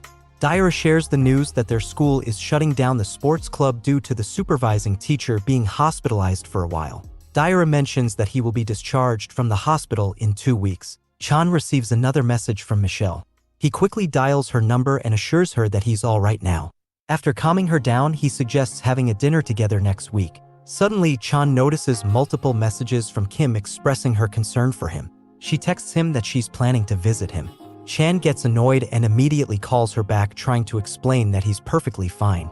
However, Kim insists that she's already on her way and asks him to meet her at the bench. Chan meets Kim, and as she approaches him for a hug, he gently holds her hand to prevent her from falling. Concerned about his injuries, Kim tries to check on him, but he assures her he's okay. She doesn't fully believe him and attempts to inspect for herself by trying to take off his shirt. After some playful back and forth, she eventually grabs Chan's hand and the atmosphere between them becomes tense. It seems like they are on the verge of kissing, causing Kim to blush intensely. Kim was almost at the finish line when Chan suddenly interrupts her and suggests taking a walk instead. Although Kim feels disappointed, she agrees to go along with it. He informs Kim that their teacher is going through a rough patch, but assures her that the club will resume its activities once he's back. The discussion then shifts to exams, and Kim confidently declares that she will undoubtedly secure the top spot in their entire school. She mentions how studying has become surprisingly enjoyable for her lately. Sean, puzzled by her excitement as if she's preparing for a battle, suddenly remembers the promise he made to her. He had jokingly mentioned that if she manages to rank first in their school, he would give her a kiss. Sean starts feeling tired, and Kim kindly suggests that he goes home to rest. They bid each other goodbye, with Kim assuring him that they'll see each other at school, and she leaves with a smile. The next day, as Chan's father drove him to school, he brought up the topic of Chan's plans for the upcoming year as he would be turning into an adult. Chan responded by saying that he should start preparing to get into college somehow. However, deep down, he didn't want to take the final exam and wasn't confident about passing it. So, he came up with an idea and shared with his father that he had been contemplating attending a sports university and possibly studying abroad in France. He found the idea of going abroad quite intriguing and enjoyable, and he had even made some connections with French people. Upon arriving at school, all eyes were on him, and Chan expected nothing less. Glancing to the side, he noticed Lee with a face full of bandages, and Chan couldn't help but think that Lee must have a knack for getting into fights. Regardless, he continued on his way, knowing it wasn't his concern. While the teacher droned on with the lecture, Chan found himself dozing off, unable to escape the boredom. He didn't even notice his phone buzzing, which ended up interrupting the teacher. Kim informed him about the vibrating phone, and after the teacher resumed teaching, Chan checked the message from Daru. It turned out that Smithen was requesting his account number to transfer the shares. Daru sends a follow-up message mentioning how foolish Smithen was for asking the nurse to translate, especially since his wife overheard and got upset about the shares. Chan notices the message but simply replies that he's in class. Shortly after, he gets a text from an unfamiliar number that reads, "Kong Chan, this is just the beginning." This leaves Chan feeling utterly confused. Chan smirks, curious about the identity of this joker, believing that one should not talk tough from behind if they can't back it up from the front. Chan then goes back to feeling utterly bored.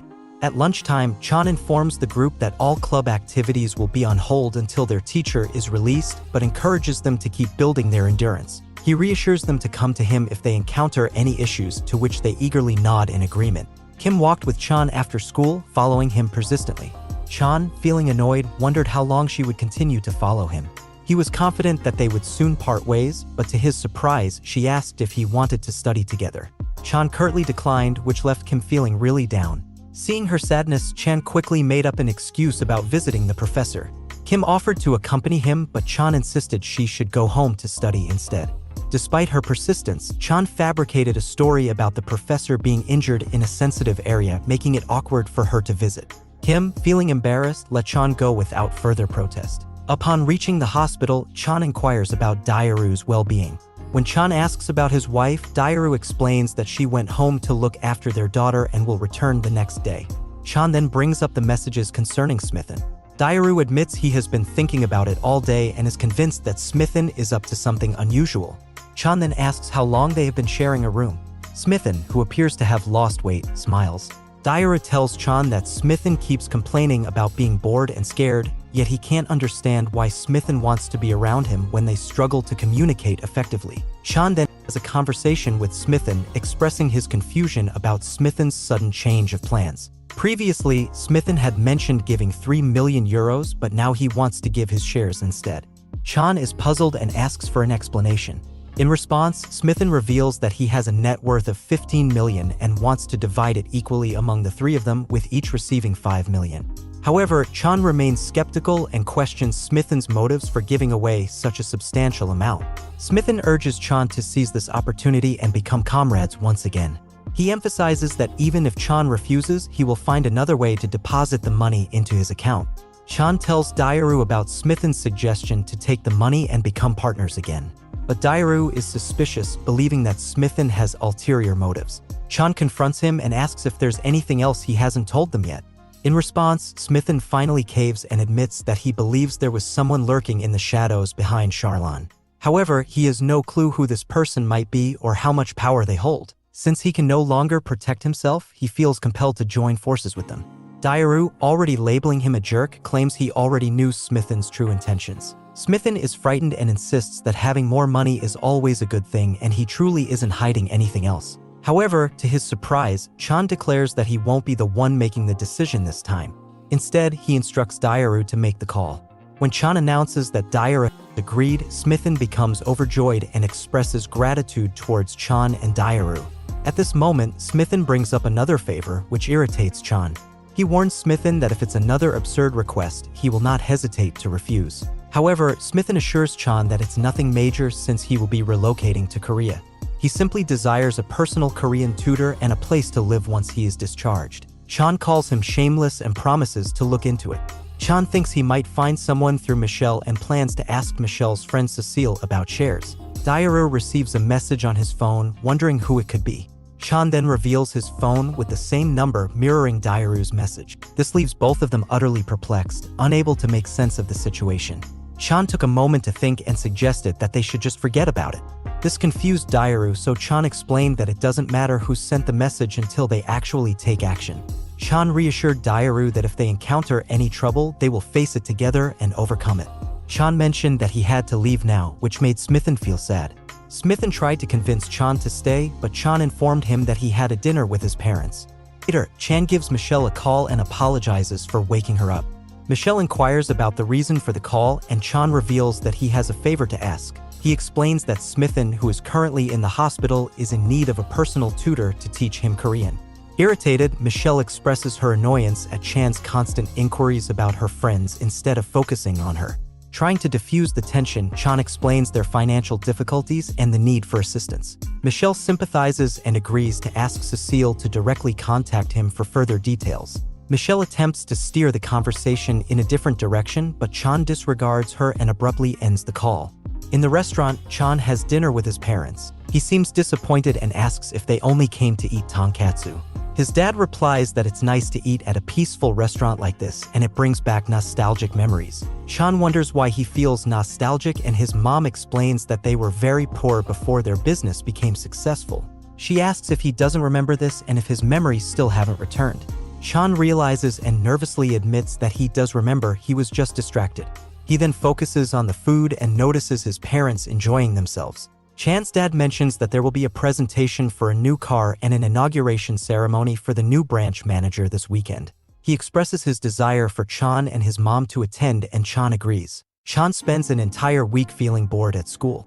Eventually, he meets up with Cecile to discuss some financial matters, but even then he finds himself overwhelmed and bored by the information overload. Chan asks Cecile if what they're doing is illegal, to which she reassures him that it's just a clever trick and completely legal. Grateful for her assistance, Chan thanks Cecile, who surprises him by saying that he should actually thank her for helping him improve his performance grade. With that, Chan entrusts Cecile with the distribution process, and after a few more meetings, he receives a staggering 1.5 billion won as his share of the money.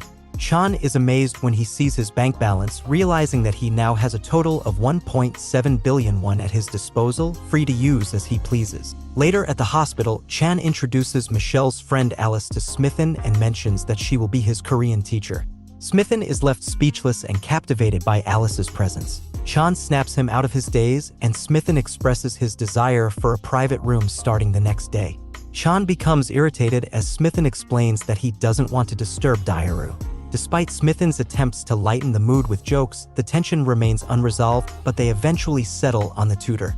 Chan had been anxious for some time, fearing that the headquarters in France would cause problems regarding Charlone's disappearance. However, they surprisingly remained silent, possibly due to the Serpent Gang's power in France. A week later, Chan arrived at the inauguration ceremony with his parents, and as he walked in, a mysterious man noticed him and smiled. The mysterious man walks ahead, followed by his guards. Meanwhile, Smithen arrives in a wheelchair with Alice pushing him. He greets Chan excitedly, but Chan is annoyed and tells him to stop pretending to know him. Chan asks how Smithen and Alice became so close, and Smithen smiles and says it is what it is. Smithen greets Chan's dad in French, and Alice translates it for him. Chan's dad greets Smithen and wishes him a quick recovery, even though he doesn't know how he got injured. Alice translates it to Smithen, who starts laughing and talking about his injuries. This angers Chan, who asks him to stop. Smithen agrees and asks about Chan's mother, which further annoys Chan. He tells Smithen to show some respect. Smithen compliments Chan's mother, saying she is gorgeous and adds that he will invite everyone for a meal soon. Suddenly, the mysterious man and his guards appear, interrupting the group. He asks to join the conversation. Smithen is shocked and greets him as the ambassador.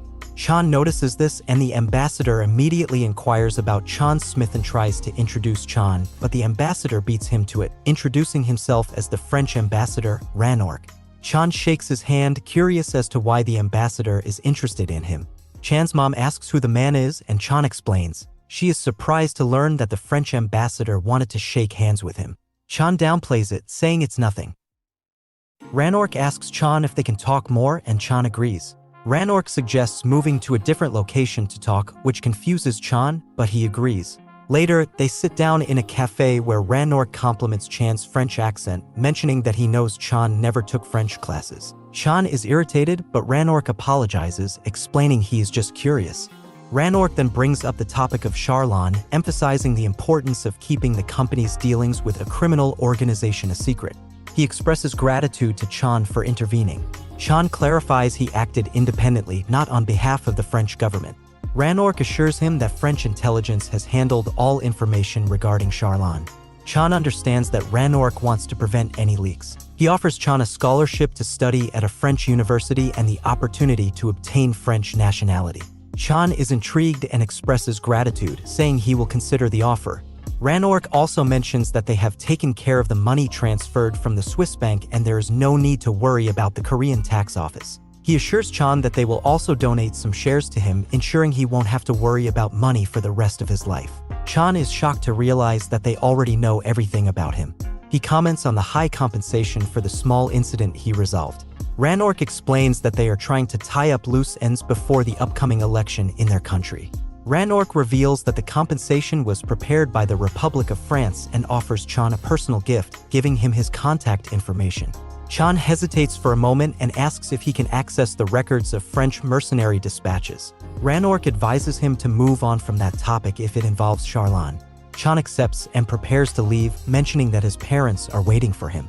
As Chan is about to leave, Ranork warns him that if he hears any strange rumors, their intelligence agencies will handle it. Chan returns to his parents, and his mom inquires about their conversation. Chan mentions the scholarship in France. His mom is surprised, but Chan thinks it was just a saying. He asks about Smithen's whereabouts, and his dad mentions he left to unveil the new car. Smithen appears on stage, and as he reveals the new car, Chan notices Michelle among the reporters. Chan is surprised to see Michelle, and he smiles. After the show ends, Chan thinks about greeting her, but Michelle notices him first. She screams with excitement, runs towards him, and embraces him tightly. She starts kissing him passionately. Chan's parents are shocked by this display of affection. Chan tells Michelle to speak in French. Michelle smiles and expresses her happiness to see him. However, Chan asks her to calm down and greet his parents first in French. Michelle awkwardly greets them, and Chan's mom asks who she is and what she is saying. Chan explains that she is just greeting them and reminds his mom that they met at the French restaurant. He clarifies that they became close after that. However, his mom insists that they seem much closer than he claims. Chan tries to ease the tension by saying that French people tend to overreact to everything. Chan inquires about Michelle's presence, and she clarifies that she is working for a magazine, specifically on the upcoming edition featuring the new car. Curious, Michelle asks Chan why he is here, to which he introduces his father as the president of Gangnam Motors. Michelle expresses her astonishment, commenting on his wealthy background. This makes Chan feel a bit embarrassed, but Michelle quickly changes the subject and invites him for drinks later. Chan ponders for a moment, realizing that Michelle has also helped him, and agrees to meet up. However, he mentions that he can't drink since his parents are present. Just then, Ranork passes by and greets Chan, leaving Michelle shocked. She questions their acquaintance, and Chan explains that they only met today for the first time. Michelle claims that he has gained notoriety for his arrogance in France, and there are rumors circulating that he has his sights set on the upcoming presidential elections. Chan wonders if it's time for them to leave, and he informs his parents that he will be going out with Michelle, advising them to head home first. Chan's mom appears visibly stressed and asks if it will only be the two of them going. Chan explains that he simply owes Michelle a favor, and his dad fully comprehends the situation, assuring them that everything will be fine and Chan can do as he pleases. Later, Chan and Michelle are sitting together. As Chan gazes at Michelle, he can't help but think about how stunning she looks. Suddenly, Michelle's expression turns serious and she confronts him about why he keeps pushing her away. She tells him that she's not naive and notices how he always retreats whenever she tries to bridge the gap between them. Chan avoids making eye contact and explains that they have different lifestyles and priorities. He insists that they are close friends, but can't take their relationship any further. Michelle wonders if it's because she's behaving too much like a French person. She suggests cutting off contact with other men and focusing solely on him, hoping that it will bring them closer. However, Chan clarifies that it's not the issue at hand. He admits that he is a completely different person than the one she thinks him to be. Chan mentions that he feels like being in a relationship would be too much of a burden. Michelle questions if he is truly a high school student, to which Chan responds by saying that whatever she believes about him is correct. Michelle, feeling confused, decides not to stick too closely to him moving forward, but she also asks him not to push her away. Chan ponders how to respond, but their conversation is interrupted by someone Michelle recognizes, prompting her to greet the woman. Michelle inquires why she is there, and Soyeon explains that she was sent by the chief. Michelle introduces Chan to Soyeon as Soyeon. Chan recognizes her as one of the models from before and asks about it. Michelle mentions that Soyeon is also participating in some shows, but Chan admits that he doesn't really watch TV. Chan suggests that he should leave them to talk, but Soyeon feels embarrassed and insists that he shouldn't leave because of her, mentioning that she just dropped by to say hello. Chan reassures her that it's fine and he was planning to leave anyway. He offers to pay for the drinks, but the girls don't seem too pleased. Chan goes for a jog in the park and reflects on how Charon used to be strong, but lost his edge after leaving the battlefield. Chan is determined to live a long life and not meet the same fate as Charon. Chan recalls a man from his previous life, and as he walks to school in the present, Kim spots him and hurries over. She mentions that she just left home for school too, but Chan suspects she was actually waiting for him for ages. Suddenly, a car honks at them and Daru greets them, offering to drive them to school. While in the car, Kim asks Daru if he's truly feeling better now. Daru explains that it was almost broken, but they were able to fix it. Kim thought Daru's injuries were in a private area and is surprised to learn they were able to repair it. Daru mentions that his is particularly thick and strong, so the mending process was quicker than expected. Kim feels embarrassed, realizing she didn't need to know those details. Chan is sweating buckets and changes the conversation and asks Daru if they will continue the club activities, and Daru agrees. Kim's phone suddenly rings, but she looks irritated when she sees it. Chan wonders if it's a stalker and urges her to show him the phone. An ominous text pops up saying that you will soon die. Chan is puzzled why Kim received the same strange message. He asks if she has gotten something like this before, and Kim reveals she received a similar message yesterday but deleted it. Chan suggests they talk after their club activities. In school, Daru gathers the club members and advises them to study hard for their exams. He also mentions that the second-year students will have a summer camp during the holidays, and he will be one of the teachers accompanying them. After the meeting, Chan approaches Daru to have a conversation, but Kim interrupts and asks if she can join as well since she is the manager. Daru explains that they need to discuss the accident, so Kim doesn't need to be a part of it. Kim feels disappointed but agrees, promising not to leave next time, and leaves Chan and Daru alone. Chan points out that since Kim also received the text, it means that anyone in their vicinity, including their families and Daru's, could be targeted. Chan asks Daru to contact the phone service and inquire about the unknown number. They plan to meet up with Smithin. Daru realizes that the situation is escalating. Chan then brings up the topic of the summer camp. Daru explains that since they couldn't go on a field trip, they are settling for a camp instead. Chan expresses concern about Daru being away for too long, considering the circumstances. However, Daru points out that if he doesn't go, the chief teacher would have to attend, and they are already overwhelmed with work this year. It wouldn't be fair to burden them further. Back at home, Chan's mom reveals that she received a similar text but deleted it. Chan is confused and decides to get ready, mentioning that he'll be stepping out for a while. He realizes that everyone around him is being targeted and he can't protect everyone simultaneously. Chan arrives at a grand mansion in a taxi. Smithin warmly welcomes him and suggests that he should visit more often. However, Chan is serious and tells Smithin that he is not here for leisure, he wants to get straight to the point. Smithin asks Alice to give them privacy and they both sit on the couch. Smithin asks Chan what the matter is. Chan explains about the threats that everyone around them has been receiving. Smithin is shocked and asks who would dare to do such a thing, but Chan doesn't have an answer yet. Chan then asks if Smithen has also received any threats, but Smithen denies it. Chan finds it strange that Smithen isn't a target and wonders why. He asks Smithen about his suspicions regarding someone supporting Charon from behind and why he had that suspicion. Smithen becomes anxious and claims that it's just a gut instinct. On the other hand, Chan becomes serious and assures Smithen that he always repays his debts completely. He warns Smithen that if he continues to hide and scheme, he will treat him in the same manner. Chan's anger intensifies as he firmly instructs Smithen not to even think about mentioning Africa or their mercenary work to anyone nearby. He emphasizes that a single word from Smithen could potentially harm or even kill numerous individuals, including Smithen himself. Filled with rage, Chan declares that if he hears even a hint of a rumor about those matters, he won't hold back like he did at the hotel that day. Smithen's face pales while Chan rises from his seat and declares that they're finished and he's leaving. He asserts that there's no reason for them to meet anymore. However, before Chan can walk away, Smithen interrupts him, revealing that he witnessed Charon receiving orders from someone in the past. Intrigued, Chan turns towards Smithen, who suggests that Charon might not have known he was there. Smithen explains that when he later asked Charon about it, he received the same warning from him that Chan is now giving him, that he would be killed if he spreads this information. Smithen adds that he has seen Charon on numerous phone calls that seemed suspicious, yet Charon always acted oblivious. Realizing that there is indeed someone pulling the strings, Chan acknowledges the information and advises Smithen to be cautious as well. Chan urges him to call immediately if anything happens. Chan heads back to his house after receiving yet another call, fearing it might be the mysterious threat again. However, to his surprise, it's Daru on the other end. Chan answers the call and Daru informs him that he tried tracing the number, but the police insisted on obtaining a warrant first. Daru plans to visit the police station tomorrow to seek permission.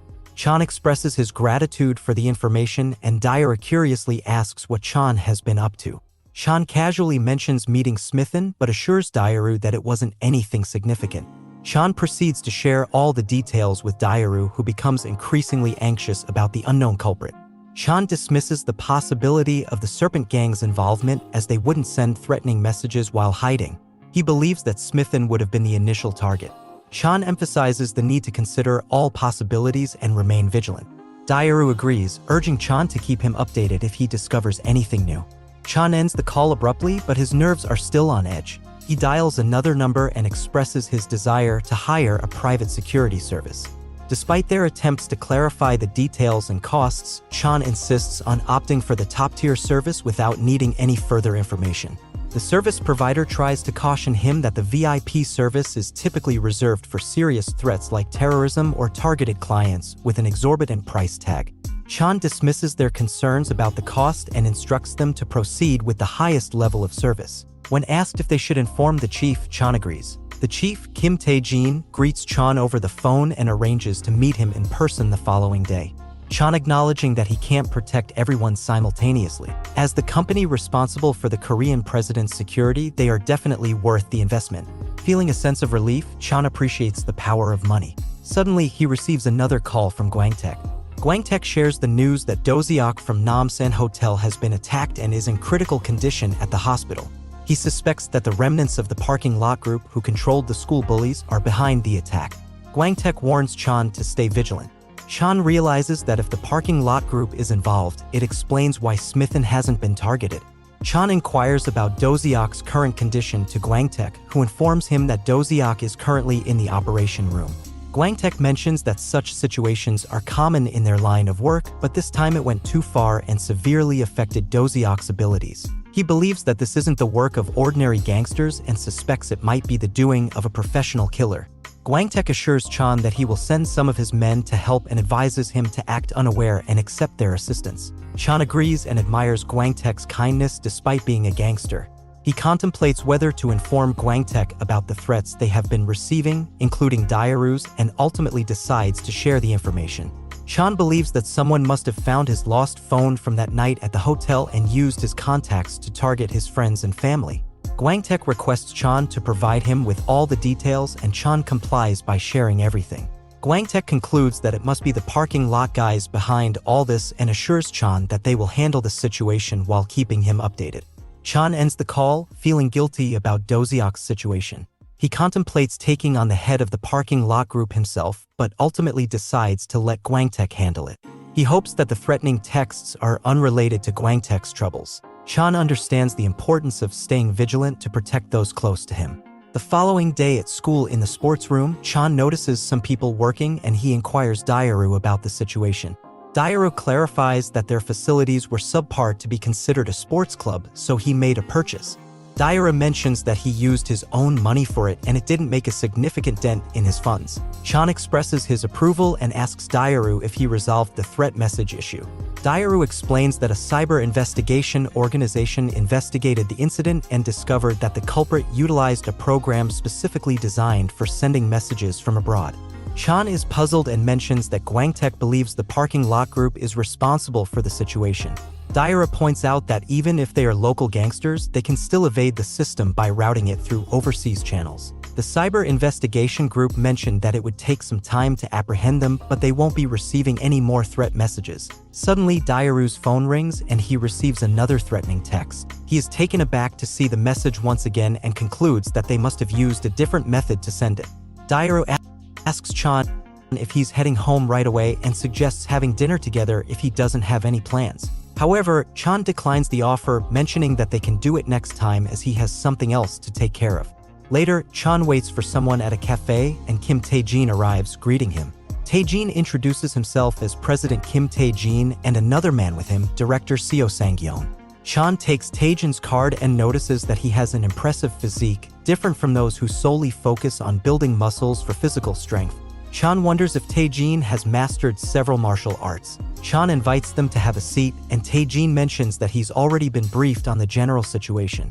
He asks if there have been any other incidents besides the threat messages, but Chan informs him that there haven't been any. Tae-jin tells Chan that despite the threat messages, he believes Chan wouldn't spend so much money. He asks Chan for any ideas, even if they're just guesses, to improve security for those they need to protect. Chan stays silent.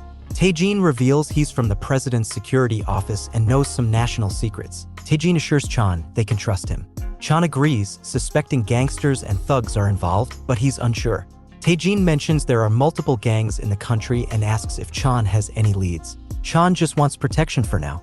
The director boasts about Tae-jin's invincibility against gangsters, angering Chan. Tae-jin apologizes to Chan after being scolded. Chan instructs them to locate the individuals responsible for sending the threatening messages if they want to assist. Tae-jin acknowledges and presents a document, stating that once he signs it, they will start providing the service for the people Chan mentioned, discreetly as requested. Chan agrees, signs the document, and emphasizes the importance of ensuring that Professor Suk Kang-ho remains unaware. Before leaving, Chan remarks that the young man is arrogant due to his wealth. Tae-jin speculates that Chan has likely taken numerous lives and faced death multiple times. He suggests that the weaponless king was once similar to him in his youth, leaving Seo stunned but speechless. At home, Chan ponders about the identity of the person behind the threats. If it's the parking lot group, he doubts their ability to outsmart the cyber investigation team. Suddenly, Chan's phone rings, displaying an unknown number. To his surprise, a French voice greets him on the other end. It's Ranor, who reveals that the number is exclusively used by government officials to prevent recording. Chan asks what Ranor wants, and he suggests meeting at the hotel again. However, Chan explains that he has an exam at school tomorrow and suggests talking on the phone instead. Ranor chuckles and insists on discussing matters in person. Chan persists, mentioning that their phone conversation would prevent recording anyway. Reluctantly, Ranor agrees to share his main point for now and says that Charon is still alive. This infuriates Chan, causing him to slam his table and demand a meeting at the hotel. He is somewhere in Korea and they're doing their best to locate him. Ranor also mentions that there's a high possibility that the Chinese gang betrayed them. Curious, Chan asks how they're so sure Charon is still alive. Ranor explains that their intelligence agency intercepted a conversation where Charon contacted someone in France. Chan, reflecting on his own resurrection, believes that anything is possible. He asks Ranor about the details of the conversation. Ranor reveals that desert ice and an enemy in South Korea were mentioned. They're doing everything they can to gather more information as it may be connected to the upcoming elections in France. Ranor hopes that Charon will make a mistake and attack Chan again, revealing himself in the process. This angers Chan, realizing that Ranork is using him as bait for Charon. Ranork says that they have two choices, and the first is that they eliminate the existence of Chan, and Chan tells Ranork that they can try their best to do that, but Ranork diffuses the situation and tells him the second choice. He suggests that they collaborate and take down Charon. Chan realizes that this isn't up for negotiation and that Ranork had already considered this plan. Ranork explains that their options are limited in Korea, so they plan to assist and support Chan for now. They propose helping Chan establish a corporation or taking over an existing one, with all expenses taken care of. This news makes Chan feel even more nervous and confused. Ranork reassures him that it will be much easier to take action as the president of a corporation rather than as a high school student. As Ranork expresses their worries, Chan takes a moment to ponder. He then voices his concern that he may not be capable of safeguarding his loved ones all by himself. Chan requests some time to think it over, and Ranork concurs, emphasizing the need for a prompt decision. Just as Chan prepares to depart, Ranork halts him once more and suggests obtaining French nationality. Furthermore, Ranork expresses a desire to collaborate closely with Chan. Irritated, Chan advises Ranork against acting overly generous and assuming that French nationality holds superiority. With that, Chan exits the room. As Chan steps into the taxi, he finds himself amidst a bustling crowd, a place that allows him to gather his thoughts and find clarity. It dawns on him that the menacing messages he and his loved ones have been receiving might be connected to Charlin's survival. Regret fills Chan's mind as he realizes he shouldn't have entrusted others with the task of cleaning up that day. Anxiety grips him tightly, making him believe that nothing else holds importance now except ensuring Charlin's demise and dismantling his supporter with Ranork's assistance. Gradually, a newfound confidence surges within Chan, preparing him to confront Charlin once more. Chan was startled by the sound of a ruckus, as if a group of people were engaged in a fight right in the middle of the street. Chan was curious, and he followed the noise and came across some thugs mercilessly attacking Lee and Yunsul. The sight was horrifying, as they were being brutally beaten and stomped on by the goons. However, Chan, thinking that Lee and Yunsul were already leading miserable lives, he chose to ignore the situation. But as the goons continued to degrade and abuse them, Chan's patience wore thin. Unable to bear it any longer, he turned around and charged at the goons, shouting at them to stop. Chan gives them a stern warning, telling them they only have one opportunity to leave immediately. However, the goons completely disregard him and smirk. Without hesitation, Chan swiftly delivers a powerful knee strike to one of the goons' jaws. The others scream and panic while their leader desperately tries to pull up his pants. As Chan effortlessly deals with the remaining goons, the leader is left in a difficult situation, unable to react before Chan knocks him out cold. With all the goons now lying on the floor, Chan realizes that this fight was much easier compared to his previous encounters with Charlin and Smithen. Chan then threatens the goons, ordering them to leave, but the leader still fails to recognize who Chan truly is and foolishly threatens him back. Chan suddenly realizes that this guy might return to seek revenge, so he makes a mental note to always clean up after himself. In a swift motion, Chan stomps on the leader's hand, causing him to scream out in agony. Not stopping there, Chan delivers a powerful kick to the leader's face, shattering some of his teeth and sending him crashing to the ground, crying and trembling. A smirk forms on Chan's face as he taunts the leader, asking if he still wonders who he is. Without hesitation, Chan delivers a forceful punch to the leader's face, leaving the others feeling extremely uneasy. The leader, now desperate, pleads for forgiveness and begs Chan to spare him. Filled with anger, Chan glares at the rest of the group and orders them to take their leader and leave immediately. The other thugs grab their boss and begin to head out, but Chan stops them and requests the boss to give something to help Lee and Yunsul. The boss hurriedly takes off his coat and nervously hands it to Chan before they quickly flee, clearly afraid for their lives. Chan hands the coat to Yunsul for her to use, then asks who those thugs were. Lee explains that they are part of the student gang alliance, and Chan questions why they were fighting. Lee reveals that the gangsters who used to support him and his gang have vanished, and the students who used to attend gang meetings have stopped showing up. Lee mentions that the thugs have ambushed them before, and if they hadn't arrived today, it would have happened again. Chan mocks Yunsul, asking if she keeps wearing so much makeup to hide her bruises, and Yunsul looked really upset. Chan advises her to have confidence and stand up to the goons next time, telling them to leave her alone. Yunsul expresses her gratitude, but Chan remains indifferent. He bluntly tells her that she smells bad and should clean herself before going home. Without uttering another word, Chan walks away, leaving them behind. As he hops into a taxi, he decides to call Daru and share the news of Charlin's survival. Chan gives Daru a call, but he speaks in a formal tone and brings up the sports club, which confuses Daru at first. However, Daru realizes that their phones might be tapped and that Chan is using coded language. Daru suggests meeting at school in the counseling room. Chan deciphers the code and the real meeting spot, so he instructs the taxi driver to turn back. They meet in a park where Daru asks if Chan has discovered who has been sending the mysterious messages. Chan sits down with Daru and recounts his encounter with Ranork, eventually disclosing that Charon is still alive.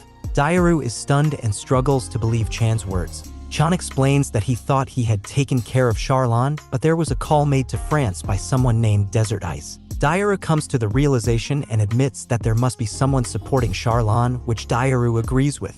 However, Daru still believes that sending threatening messages is not something Charon would do. Chan informs Daru that Charon was seriously injured and needs time to recover. This makes Daru consider the possibility that Charon is indeed behind the threats. On the other hand, Chan still believes that the threat messages could be unrelated to Charon.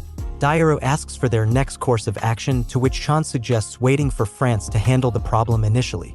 If they are unsuccessful, they can then wait for France to ask for assistance. Chan decides to return to his daily routine but promises to remain vigilant and prepare for the worst. Daru expresses concern about going on the school trip, but Chan reassures him that he will be safer by joining the students on the trip. Chan approaches Daru to seek suggestions for potential projects that could kickstart his own company. He mentions that Ranork has proposed either taking over an existing company or establishing a new one, which would facilitate future endeavors. Daru advises Chan to consult Michelle and her friends, as they had previously assisted them with money transfer issues. Chan agrees and subsequently contacts Michelle, who reveals that she has an excellent plan in mind. Michelle inquires of Chan whether he recalls her friend Soyeon, whom they encountered during a presentation. According to Michelle, Soyeon excels in her job but struggles with popularity due to her affiliation with Dai Family, her agency. Michelle proposes that Chan consider taking over the agency, but Chan, admitting his lack of expertise in that field, declines. Michelle persists, asserting that Chan's knack for achieving his goals makes him well-suited for the role. Despite Michelle's invitation to visit her place, Chan becomes annoyed and abruptly ends the call. Curious about Soyeon, Chan turns to the internet to gather information. He discovers that Soyeon's social media presence remains unusually quiet even after securing significant roles and gaining recognition as a TV star. Further investigation into the agency reveals only 3 actresses and no actors, leading Chan to realize that it's a relatively small agency. Despite its size, he contemplates keeping it as a potential option. Chan reflects on his remarkable journey so far as a high schooler, and he thinks about the extraordinary accomplishments he has achieved till now. Several days had passed without incident. Chan had completed his final exams and had begun taking driving classes to obtain his license. The driving instructor was quite surprised and asked Chan if he had prior driving experience. Chan simply smiled and explained that he had played many racing games, which helped him pass the driver's license test. Outside, Daru met Chan and inquired about his exam. Chan happily reported that it had gone perfectly. Daru suggested they grab something to eat and they hopped into the car. Chan noticed it was a new car and asked about it. Daru casually mentioned that it was for Chan. Chan was shocked, noting that the car cost over 100 million won. However, Daru brushed it off, stating that it was a small gesture compared to the money he had earned thanks to Chan gratefully accepting the gift. Chan hesitated when Daru suggested he try driving it to celebrate passing his driving test, as he hadn't received his license yet. Instead, Chan proposed they simply go for lunch. As Chan strolled down the street, lost in thought, he became aware of someone trailing behind him. Though he didn't glance back, his mind raced with thoughts of who it might be. Determined, he prepared himself to confront whoever it was. Navigating into an alleyway, Chan patiently awaited the opportune moment. With a swift motion, he seized the pursuer and drew them into the shadows. As he readied himself to strike, Chan suddenly recognized the figure. It was Kim. He halted abruptly, confusion clouding his expression. Kim quickly explained that she had been attempting to surprise him. Curious, she inquired how he had caught on to her plan. Chan remained silent and extended a helping hand to assist Kim to her feet. Kim starts to blush and explains that she thinks she aced the finals, and even though the results are not out yet, she is confident and did not get anything wrong. Kim starts to get really anxious and says that she would definitely be first in their year. Chan was confused at first, but he realizes what Kim was trying to say, and Chan says that he understands what she is trying to say, and he holds her closer and kisses her on her head. Kim starts to blush, and Chan says that they should keep it at this for now. Chan actually feels that she will be in danger if she stays close to him. Summer vacation had finally arrived, and in the sports room, Chan and Daru were having lunch with fellow sports club members. The conversation revolved around the upcoming school trip. Daru took the opportunity to remind everyone that drinking alcohol and evading activities during the trip were strictly prohibited. Cha Soyeon suggested that Chan join them for the trip since he was on vacation starting that day. She pointed out Chan's popularity among the second-year students, but he chose to ignore the comment. After finishing their meal, they tidied up, and Daru reflected on the unexpected experience of going on a summer school trip after dying on that battlefield in his previous life. Chan added that the trip would have been much better if not for Charon. Chan looks annoyed, and Daru gives him the key to the car to cheer him up, but Chan says that he doesn't plan on driving before graduating. Daru says that there might be a situation where he will need to drive even if he does not want to, and he tells Chan to just take the key, and he tells him the location where he parked the car. Chan finally agrees and takes the keys, and he tells Daru to have fun on the trip. Chan also tells Daru to have fun. Daru is feeling a bit nervous, saying he doesn't want to leave and that he's worried about something bad happening. The next day, Chan wakes up late, and he checks the text from Daru saying that they are about to leave for the trip. Chan then sees a text from Cha Soyeon telling Chan to come on the trip, but Chan smiles and says that it's fine. Chan realizes he has nothing else to do, and he thinks if he should start working out seriously. Chan goes out and tells his mom that he is going out to exercise, and his mom gives him herbal medicine she made and asks him to drink it. Chan drinks up and asks her if she is not having the drink, but his mom says that his happy face is more than enough to heal her. Chan gets embarrassed and starts to walk out, and his mom tells him not to exhaust himself too much. Chan gets a call from Kim, and he tells her that he is planning to use the sports room to work out. Chan reaches the school, and he gets busy working out. He realizes that he has become a lot stronger compared to before, but it is still far from reaching his previous body's level. Chan rests up after some reps, and he sees Kim, who just arrived, and she smiles at him. Chan asks her if she is here to exercise as well, but Kim gets upset and tells him that he is really dense when it comes to these types of situations. Kim says that she is just here to hang out with him. Chan gets back to working out, and Kim says that she is going on a family trip for a day and she will have another day off with nothing planned. Chan starts to get anxious as he realizes where this conversation is going, while Kim starts to blush and asks Chan if he wants to hang out together. Chan thinks for a bit and he agrees, and Kim gets really excited while Chan thinks that she is the one who is actually dense, and he smiles wondering what he should do. Chan gets back home with some more herbal medicine and he gives it to his mom. His mom asks where he got the money, and Chan says he earned some with the translation work he did. Chan then goes to his room to rest, and he thinks about his day, feeling really happy when suddenly he feels a strong pain in his chest and he feels like his heart is beating really fast. Chan thought it felt just the same as he felt in his previous life on the battlefield, and Chan realizes that it is a warning that something dangerous is approaching. Chan gets a call from Daru, and Daru says that they are at the hotel and he received a call and was told to quietly leave the building, otherwise they will kill his daughter. Chan realizes the grim situation, and he asks Daru to send his address and his wife and daughter's numbers. Chan tells him to stay still until he contacts him again and not act recklessly. Chan is stressed and angry, and he decides to call Kim Tae-jin for help. Chan tells him about Daru being targeted and threatened, and Kim says they should ask the police for help. Chan says that the Chinese gang are on edge and the hostages would be in grave danger if something goes wrong. Chan says that he is planning to check Daru's house, and Tae-jin says that it would be easier to locate the hostages if they are close to their phones. Chan receives the text from Daru, and Chan sends Daru's family members' contacts to Tae-jin. Chan packs up some stuff in his bag and leaves when his mom asks where he is going this late, but Chan quickly makes an excuse about the school trip and he says that he is planning to join them. Chan's mom is confused, but she agrees and Chan leaves swiftly. Chan knows he needs to move quick, and he decides to take the stairs. He runs down as fast as can while he also calls Daru again. Chan tells Daru about the private bodyguards he hired and asks Daru to pick the phone call from them. Chan runs out of the building and says that he is going to rescue them himself and asks Daru to hold on until then. Daru is getting really enraged and anxious, but he thanks Chan for his help. Chan rushes into a taxi and he calls Smithen. Chan tells him about the situation and says that Smithen might be in trouble too, and Chan asks him not to leave his house for now. Smithen says that he is at the mall and he will go back home as soon as he can, but Chan tells him to leave everything and go to the Namsan hotel quickly and stay in his room. Smithen is confused, but Chan says he will explain later, and he gets another call from Taejin. Taejin says that they found the location of Daru's family and he sends the address to Chan. Taejin says that they have to protect Chan too, as he is also their client, and he suggests he will go with him to resolve this issue, and he asks Chan to wait at a safe location for them.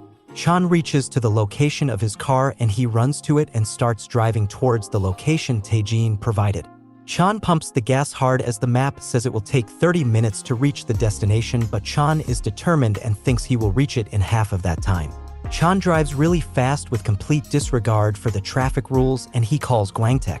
Chan tells him everything and says that he will leave the cleanup to him. Guangtech asks him to wait for them, and Chan says that he will send the address. Chan finally stops 400 meters away from the destination, and he knows now he has to move discreetly. He checks the glove compartment and takes out a screwdriver, and he steps out of the car, leaving his phone inside. Chan hides the car keys nearby under a patch of grass, and he then checks out the area in front of him, realizing that it must be the area where Daru's family must be held captive. Chan starts to move in quickly while still trying to be discreet and hidden. He realizes that the fences are too high for him to climb over them, and he can't barge in through the front entrance too. Chan notices a drain pipe coming out from a wall in front of him, and without thinking twice he goes into it and starts moving in. Chan gets inside the area, and in front of him he sees two men guarding the place, and Chan realizes there must be even more men inside. Chan thinks that taking care of the men one by one will be easy for him, but noise will be a problem. Chan gets behind the two men and hides while he takes out the screwdriver as he waits for the perfect moment to attack. Chan hears a big truck making noise nearby as it drives by, and he grabs one of the men and thrusts the screwdriver into his neck. The other man is shocked, but before he could make any more noise, Chan throws the screwdriver straight into his neck and he chokes the one he was holding. Chan tells him that they should never go after his family, and he quickly dispatches the both of them and drags them inside the greenhouse nearby, and he covers them up to hide their bodies. Chan checks their bodies and takes the military knives to replace his screwdriver. Chan starts checking the other greenhouses, and he soon spots one which was covered up and a suspicious van was parked near the entrance. Chan realizes that there are more people inside that greenhouse, but he cannot figure out how many as it was completely covered up with tinted glass. Chan quickly runs near it and cuts a hole with his knife, and he spots Daru's family held hostage with 6 other men guarding them. Chan thinks there must be at least 10 more inside the vehicle nearby and maybe more hiding nearby. Chan starts to think of a plan and thinks if he should just wait for Kim Taejin or Guangtech to arrive. Chan realizes that if he waits any longer then Daru might get in more danger, and he decides to just rush in. Chan rolls inside the greenhouse swiftly and the goons get shocked. But one of them already knew Chan, and he asks him if he is the Kang Chan. Chan held the knife tightly in his hand, and he turned to Daru's wife and daughter held captive in the corner, and he tells them that Daru sent him. The goons start to rush in towards Chan to attack, and they held knives. Chan throws one of his knives at one of the goons' heads, instantly dropping him. Another goon rushes at Chan to attack, and Chan dodges and grabs the goon's hand and twists it really hard, cracking it instantly, and Chan grabs the goon's knife. The leader gets furious and charges at Chan, and Chan dodges the attack again and attacks the leader's face with his knife. Chan is surprised to see that the leader dodged just at the last second, and Chan only managed to wound his face with the knife. The other remaining goons rush in at Chan, but Chan dodges them with ease while trying to attack them, but Chan soon realizes that these men are good fighters, and Chan started to realize that this fight won't be easy. Chan still held his ground, determined to save Daru's family, while the remaining goons walk forward ready to fight. A flurry of blows come from both sides as Chan tries to dodge, block, and deflect the knife attacks while trying to deal some damage himself. Chan manages to put down one guy in front, and the guys behind now take their turn to attack. Chan suddenly sees one of the guys rush in towards the hostages to attack, but at the last second, Chan charges in between them, taking a severe blow to his shoulder from the knife attack, but he manages to save the hostages. Chan gets furious and he instantly slashes the man's throat with a single attack. Daru's wife and daughter were horrified seeing so much blood, while Chan also realizes that he is wounded pretty bad and bleeding too much. Chan faces the remaining men, and he knows he will lose the fight if it drags on longer. Chan throws both knives towards the men and the knives pierces through 2 of them, instantly dropping them on the ground. Chan sees that now only 2 goons are remaining and he thinks now it would be easier to deal with them, but the next moment, 3 more goons rush in, but Chan realizes that the men looked like they came here running away from something and they look really scared. Chan sees another man walking and asking why Chan did not wait, and Chan realizes that it is Kim Tae-jin walking and covered in blood. Kim Tae-jin walks towards Chan while the goons just look horrified and shocked. Tae-jin tells Chan to take a break and says that he will deal with them now. The goons get ready as they see Tae-jin readying his weapon. Chan says that it is fine and asks Tae-jin if he could protect the hostages behind them, but Tae-jin says that Chan is also their client and they need to protect him too. Chan is fuming with anger and tells Tae-jin that he wants to slaughter the goons personally, and before Tae-jin could say anything else, Chan rushes in towards the goons, now more confident as now he does not have to worry about the hostages. Chan instantly slashes one guy up in a blink and he moves on to another one. Chan grabs the guy's hand and stabs him on the back, instantly dropping him to the ground. 2 more guys rush in to attack Chan, but Chan is now completely focused and he easily dodges and deflects the attacks. One of the goons charges towards Kim Tae-jin and the goon mocks Tae-jin, but Tae-jin just smirks and punches the goon really hard and the goons drops on the ground. Chan sees Tae-jin and realizes that he does not have to worry about him at all, and Chan focuses on the remaining goons. One goon attacks Chan trying to stab with his knife, but Chan is quicker and he slashes the goon's arm and then he stabs him on the neck. The goon drops to his knees and Chan started to stab him relentlessly until the goon stopped moving. Chan only felt rage and nothing else. He looked up at the last remaining guy and the guy rushed towards Chan while abusing him in anger. Chan and the goon start exchanging blows, each of them trying to deal with the first blow, and Chan finally manages to wound the goon with a slash. The goon gets disoriented and Chan attacks him again in the back. The goon tries to attack again, but Chan smacks him on the face and thrusts his knife into the goon's knee and then he punches his gut really hard. The goon is still standing and gets angrier and he starts to attack using all his remaining strength, but Chan easily dodges the attack and he realizes that the goon is trying to buy some time, but Chan does not want to allow that to happen. So he charges at the goon and kicks him hard with his knee. The goon drops his weapon and shivers in pain while trying to beg for mercy and trying to stop Chan from attacking anymore. Chan does not care and stabs the goon in the neck. Blood spurts out everywhere and the goon drops on the ground. Chan joins with Kim Tae-jin and they hear more people outside, and the next moment, more goons pour into the greenhouse. Chan hears a familiar voice and realizes that it is Guangtech along with his men, while Guangtech is just confused as he asks if the fight is already over. Chan thanks Guangtech for coming and then Chan asks Tae-jin to contact the men who are with Daru. Chan tells Daru's wife that they should go to the hotel for now and then they will contact Daru. Tae-jin says that his men are not answering the phone and Chan says that he will go there himself and check, and he asks Tae-jin to look after the hostages. Tae-jin suggests that they should leave the family with Guangtech and they should go together to help Daru. Chan tells Guangtech to take the hostages to Namsan Hotel and take care of the bodies, but Guangtech says he will go with them and leave the rest to his men. Chan says that there are more of these men hidden around the city and he asks Guangtech to stay with the hostages. Chan and Tae-jin leave in the car.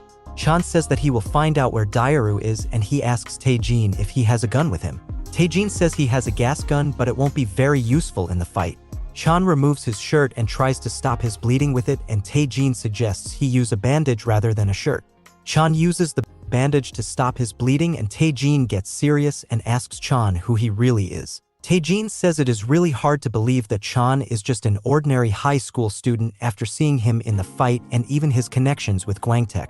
Chan stays silent and then he asks if he really has to answer this question, but Tae-jin says that he does not have to and they do not have a right to dig into their client's private life. Tae-jin says that they will protect Chan with all of their abilities, but he plans to use his own methods to find out more about Chan once their contract ends. Tae-jin says that he does not wish to protect an evil person, but Chan says that he does not have to worry about that.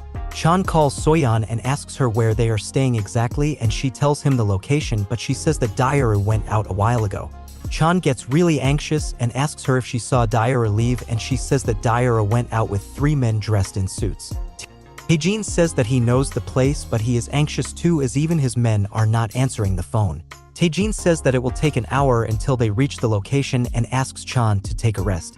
Meanwhile, Daru is really wounded and tied up and hanging upside down from a tree along with Taejin's men. Taejin is driving towards the location while Chan takes a nap, and Taejin thinks that even after fighting for his life just hours ago and now going to another fight, Chan is just sleeping so calmly, and Taejin is confused about how Chan is sleeping even after being in such a stressful situation, which is even more difficult for people who are trained for this. Taejin just could not comprehend and wonders who this Chan really is. Chan wakes up to the ringing of his phone, and Guangtech is on the other side.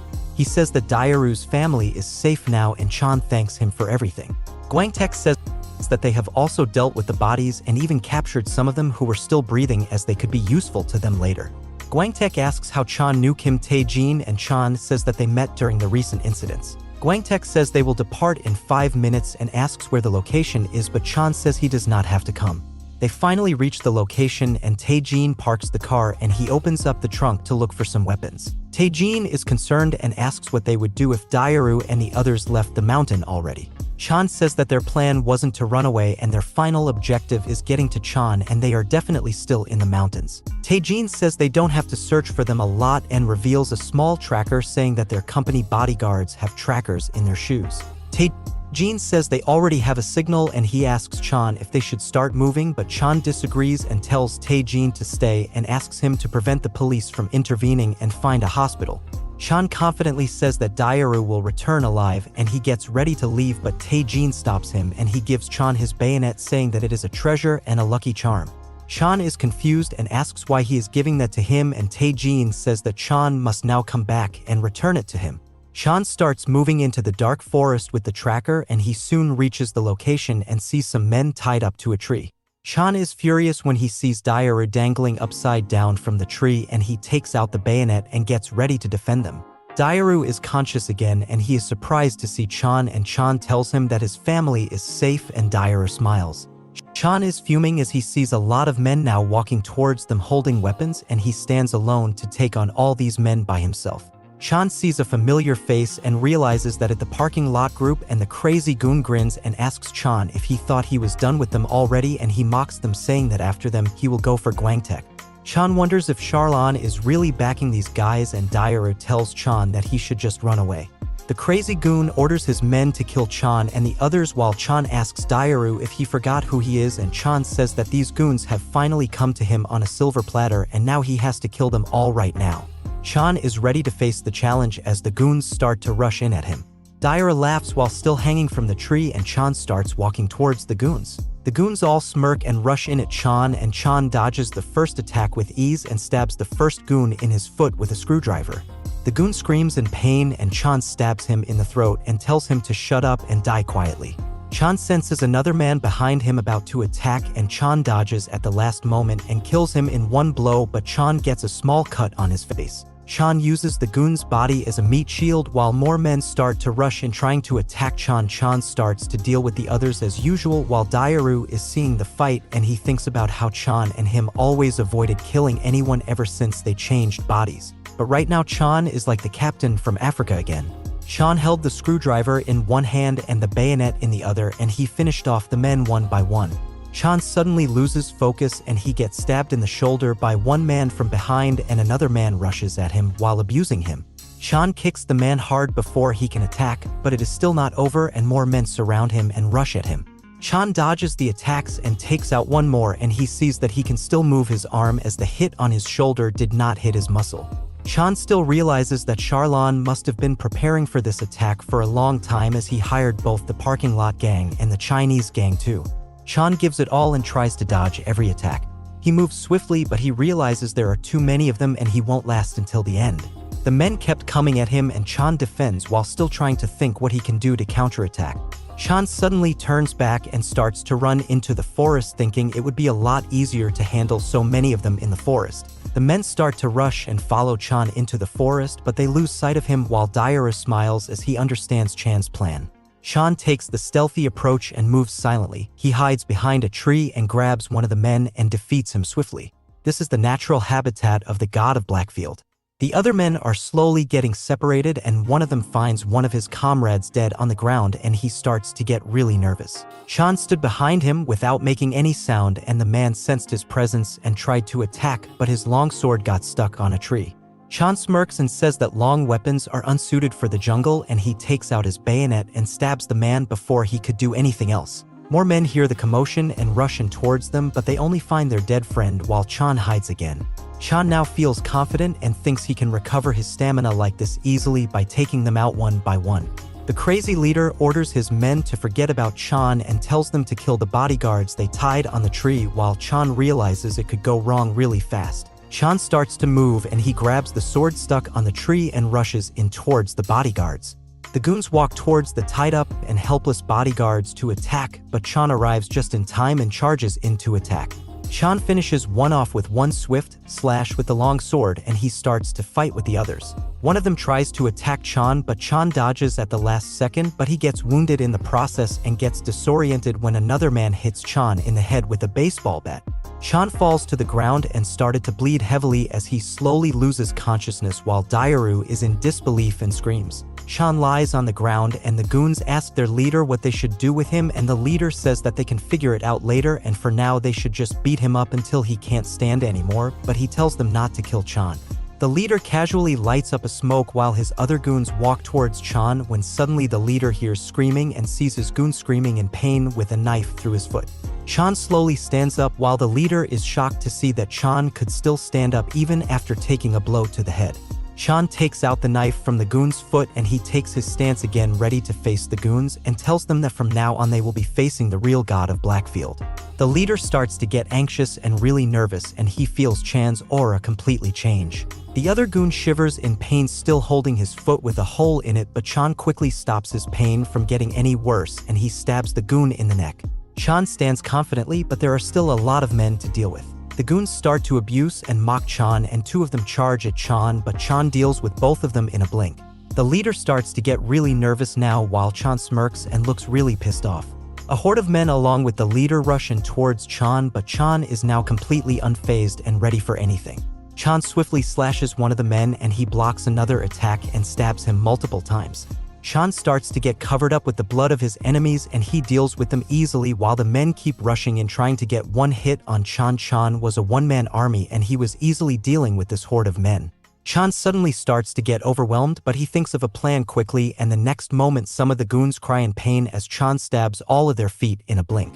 Chan now looks completely like a rabid animal and he counts and sees there are around 40 enemies left, and he is determined to kill every one of them. Chan suddenly comes to his senses and realizes that his priorities are to rescue Daru and the other, and that is more important than killing all the goons. Chan knows that it will take time to get Daru down from the tree and free him from the ropes, and he decides he should help those bodyguards first. Chan waits for the perfect moment while the goons are still shocked and also planning their next move as they slowly try to surround Chan again, but Chan swiftly rushes through the horde and he deals with one in front and jumps ahead as fast as he can. The goons try to get a hit on Chan, but Chan is quicker and deals with the ones who block his way, and Chan finally spots the bodyguards in front of him. Chan charges towards the tree while the goons all try to attack him, but every one of them misses the attack. Another goon was almost about to stab Chan, but Chan dodged at the last second and stabs the goon and defeated him in one blow. The goons try to hit Chan from behind, but Chan is still quicker and dodges that attack too. Chan picks up a small knife from the ground and rushes in towards the bodyguards while the goons rush at him from the back. Chan is quicker and he finally reaches near the tree and faces the goons while defending the hostages. Chan mocks the goons and asks them if they are really afraid of a single kid, and he distracts them and starts to run again. The bodyguards suddenly notice the small knife lying near them left by Chan while the goons are busy chasing Chan and trying to attack. Chan stabs another one, but he gets hit on the knee. The other goon orders the others to attack Chan's legs and says that he is getting slower, but Chan is still at his full potential and he kills another goon. Chan mocks them and asks who wants to be next while the goons slowly realize the situation and start getting nervous. Chan is covered in blood and he rushes at the goons again to attack while the bodyguards finally manage to cut off their ropes, and the leader tells one of his men to get Daru down from the tree too, while the two of them decide to go and help Chan. Some of the goons spot the two bodyguards while Chan shouts at them saying not to fight the goons and get Daru down and run away. Chan hears the familiar voice saying there is no need for that, and he sees Taejin and director Seo walking towards him. Taejin says they should eradicate them all now, while Seo is shocked to see the bloodbath. Chan stabs another goon, and he turns to Taejin and Seo and asks them why they are here, but Taejin tells him he does not have to worry as they already dealt with the police. Taejin says that he could not sit still, and he realizes Chan is in really bad condition and he knows they will have to escape once they finish rescuing the hostages. Taejin asks Chan to take a break, but Chan tells him to save Daru first. Taejin agrees and says they should charge at the goons at the same time, and they agree to the plan. Chan, Taejin, and Seo all start charging together at the goons, and they start dispatching them one by one. Meanwhile, one of the goons was almost about to stab the bodyguard, but the bodyguard grabbed the knife with his hand and held onto it as he tried to stop, when suddenly Taejin came to the rescue and he commanded the bodyguards to rescue Daru first. The bodyguards try to get Daru down while Chan and the others deal with the horde of goons. They finally manage to get Daru down and cut off his ties, and Daru finally stands up on his legs as he holds on to his head still spinning. Chan turns back to check on Daru, and he says that Daru owes him his life again and asks him when he is planning on paying it back. Daru gets pumped, and now fuming with rage, he picks up a sword from the ground and says that he will do it right now and asks Chan to step back. Chan says they should fight together and it will be only a matter of time until they destroy them all, while Daru smirks and asks Chan to save some goons for him to destroy too. Chan now stands with his comrades by his side, while the leader of the goons now realizes that this was not part of their plan at all. The goons start to panic and they realize they will be in a lot of trouble as there are now 6 of them, and even dealing with only Chan was difficult enough. The goons think about their master, Charon, and they wonder if he is really someone to risk dying for. Meanwhile, Taejin sees the condition of others and sees that there are no casualties yet, but Chan, Daru, and the other bodyguards do not look too good. Taejin sees that the goons are not backing down yet, but they are not recklessly attacking them either, and Taejin realizes that the goons are getting nervous too. Chan starts walking forward and he says he will make the first move. Taejin tries to stop him and says he will deal with this. Taejin talks to the leader of the Chinese gang and starts to speak with him in Chinese, while Chan wonders what they are talking about. Suddenly the man screams something to his other comrades while Chan is still confused, and Taejin explains that he told them that Guangtech is almost here and they should back off now. Chan is annoyed, but Taejin says that they are his bodyguards and their mission is to protect the client and not to exterminate enemies. Taejin says that Chan and Daru are both at their limits right now, and as the person in charge of their protection, he cannot allow them to fight with their lives on the line.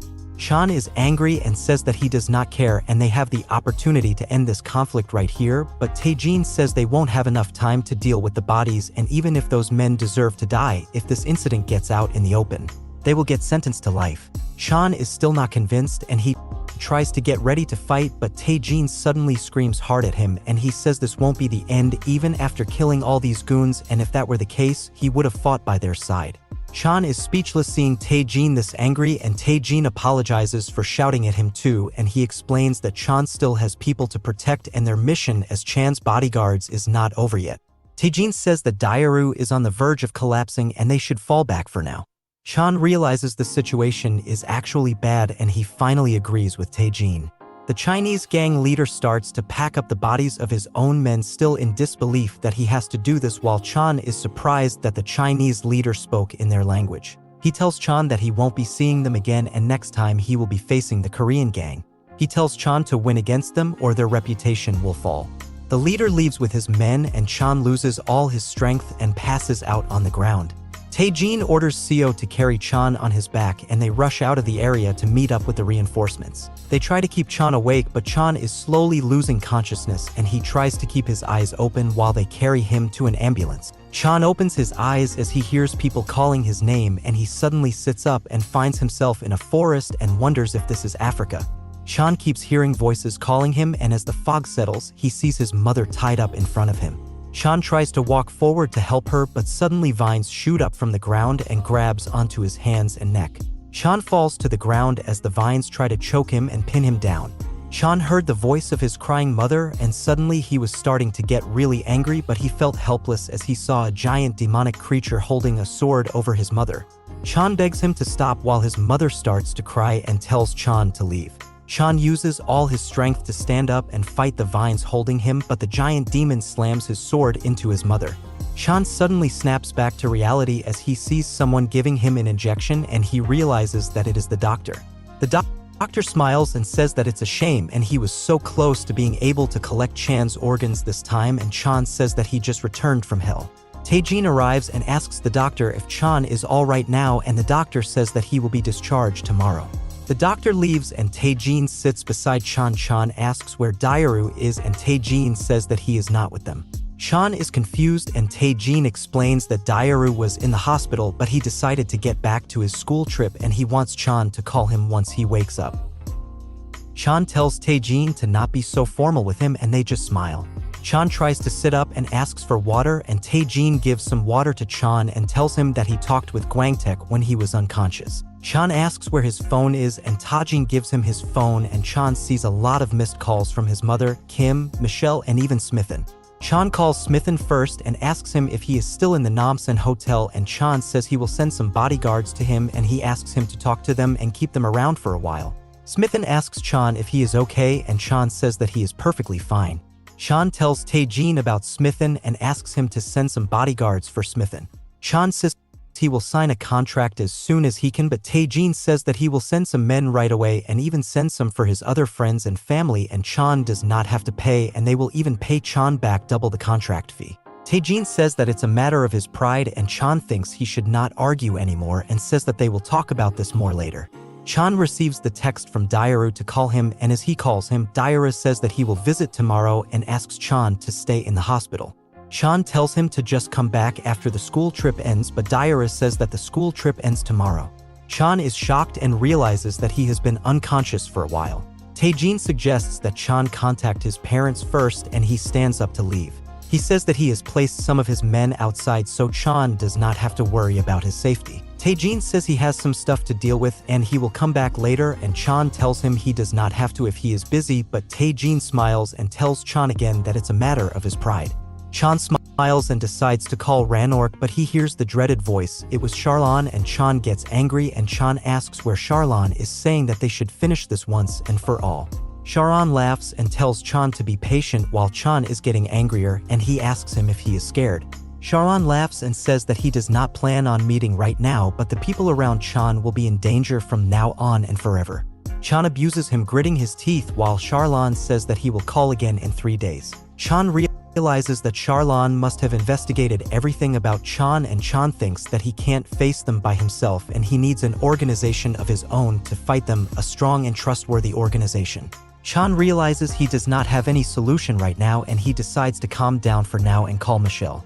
She gets excited to hear Chan and says she was just thinking about him, but Chan interrupts her and asks if she has more information about the company she mentioned. Chan apologizes and says that it is urgent and he needs to know more, and Michelle says that she looked into it more and it seems pretty good. Michelle says that its current president is planning on selling it. Michelle tells him the price and she says that other than Soyeon, the other 2 women are pretty popular too and it will be worthwhile to invest in them. Chan tells Michelle that if she will take care of the company, he will leave it to her, and if not, then they should not do this. Michelle gets excited and starts to blush, and she asks Chan if he is taking over the company for her, while Chan is just speechless and thinks that he would rather buy Taejin's company if he could. Chan tells Michelle to think about it and call back. Michelle says they can discuss this at a restaurant, but Chan says he is busy and has to deal with some things, so he cuts the call. Chan calls his mother and makes an excuse why he could not call her before, and he says that he is having fun with his friends. Chan then asks if he could stay for a few more days. Chan calls Kim too and makes another excuse for her and explains why he cannot meet her for the entire week. Chan finally drops on the bed tired after making so many phone calls and making so many excuses. Taejin enters the room and he sits beside him and asks if they should continue their conversation. Taejin says that he has a network of people and connections from his previous work and he has a lot of ways to dig out more information about Chan without his consent. Taejin says that he still wants to hear from him and he knows Chan won't lie. Chan says that no matter how large his network is, Taejin won't be able to find out everything about him, and Chan says that he won't be lying from here on out, but he won't tell him everything either. Chan says that he won't be able to handle the entire truth. Chan told Taejin everything that happened to him until now, but he left out parts about his previous life and reincarnation. Taejin silently listened to his story until the end without interrupting him, and Taejin now understands that the conflict will only end once Chan finds Charlan and kills him. Taejin says that he also wants to hear the details that Chan left out, but Chan says that he won't understand or accept it, which are everything related to his French skills, his relationship with Daru, and his combat skills that don't match his age. Chan says it would be better if he skipped those for now, and Taejin agrees. Taejin asks Chan why he is sharing everything with him now even when he did not have to, and Chan finally says that he wants his help in catching Charon. Taejin says that Guangtech would be better suited for this task, but Chan explains that Charon was once the leader of special forces and he has a lot of experience on the battlefield. If he appears with professionally trained men, Guangtech and his men won't be of much help. Chan says that this won't be an easy task and Taejin might have to put his life on the line. He can decline the request if he wants. Taejin says that once Chan recovers and graduates from school, he will employ him as an instructor and he can help the younger employees, who will be a great help to them in the upcoming conflict. Chan thinks for a bit and asks Taejin to forget about everything that he said, and Chan says that he does not wish to watch his companions die again, but Taejin calms him down and says that he does not have to answer immediately and they still have time, and he asks Chan to think about it for a while. A nurse enters the room and says that it's time for Chan to go to sleep, and Taejin takes his leave and says he will come back later. Chan opens his eyes and sees Taejin sitting beside him again. Taejin says that he found out some information about Charon and he was pronounced dead due to a traffic accident. Taejin asks why the French officials are keeping this information in the dark too, but Chan stays quiet. Taejin says that he does not have to talk about it, and he says that when he served in the military, his official mission was to guard the front lines, but the real mission he had received was something else. Taejin says that protecting his allies and bringing retribution to the DMZ was his true mission. Taejin says that his skills were excellent at that time, but then he met the throat slasher. Taejin shares his story with Chan, and Taejin tells him about the throat slasher and how he infiltrated their checkpoint area without getting caught, and he killed people by cutting their throats without leaving any traces behind. They received a special order to stop the man, but that night Taejin was on a mission with his squad. Taejin shared with his squad that they received intel that 7 hours ago an unidentified man crossed over into their area, and they figured that it was definitely the throat slasher and they had the perfect opportunity to end his killing spree. Taejin tells his squad that when the throat slasher tries to return to his post, there are only 2 possible routes he could use. Taejin says they have to be alert and ambush him in both of the locations. They decided to divide their squad in 2 as they had no other choice, but Taejin hoped that the throat slasher would come to his position. Taejin was looking out for the enemy when they received the message that the other squad had spotted the target, and Taejin told them to hold on until they joined the group and keep following the target. Taejin moved towards the target location with his squad, but soon they realized that the other team had stopped responding. Taejin starts to get really nervous and anxious while his other comrade says that the enemy must have subdued the other squad. Taejin shouts at him saying that the other team might be busy in battle, or maybe they turned off their radios to avoid making noise. Taejin still hoped for the best and said they should follow their tracks. Taejin and his squad moved ahead and they soon found some marks, and the thing that Taejin was dreading the most. They saw their other squad mates lying dead on the ground covered in blood. Taejin felt as if his soul had left his body and he screamed in anger. They see a trail of blood and realize that the target was also injured, and they suddenly see someone far ahead in the forest. Taejin starts to rush in towards the target and tells the others to hold their position. They try to stop Taejin, saying that it might be an ambush, but Taejin is fuming and says that he does not care and they will kill them all if they come at them. The other squad members tried to stop Taejin and said they must withdraw for now, and they held Taejin, trying to calm him down while Taejin kept screaming in anger. Taejin saw the throat slasher right in front of him laughing, but his squad held him down while the throat slasher just walked away free. Taejin says that after that incident he soon got discharged, and he said that if his squad had not stopped him that day, he might have run all the way to North Korea himself. Taejin says that one member who also survived with him is now with the intelligence department, and the other became the leader of that squad. Taejin says that the one in the intelligence department told him not to get involved in the case about Charon, but there is something that is making him restless now. Taejin says that the intelligence department says that the throat slasher is part of the Chinese intelligence department now. Taejin says that he is in Korea right now and he is part of the list of people Charon called before arriving in Korea. Chan is shocked, and Taejin says that the throat slasher entered the country as a representative of a company and he is currently staying at the Seoul Hotel. Taejin says that he can't approach him right now as he has Chinese agents protecting him and he is also monitored by Korean agents. Taejin says that the throat slasher will leave with some cargo in a fortnight, and for some reason, he booked the entire ship. Chan thinks for a bit and finally figures it out, and he says that the throat slasher is trying to smuggle Charon out of the country. Taejin agrees and says that it is possible, and he says that he does not know the throat slasher's name, but he still remembers his face to the smallest detail. Taejin says that he entered the country under the name Wymanguk. Chan understands the plan, and Taejin says that he will kill the throat slasher, and Chan says that he will kill Charon.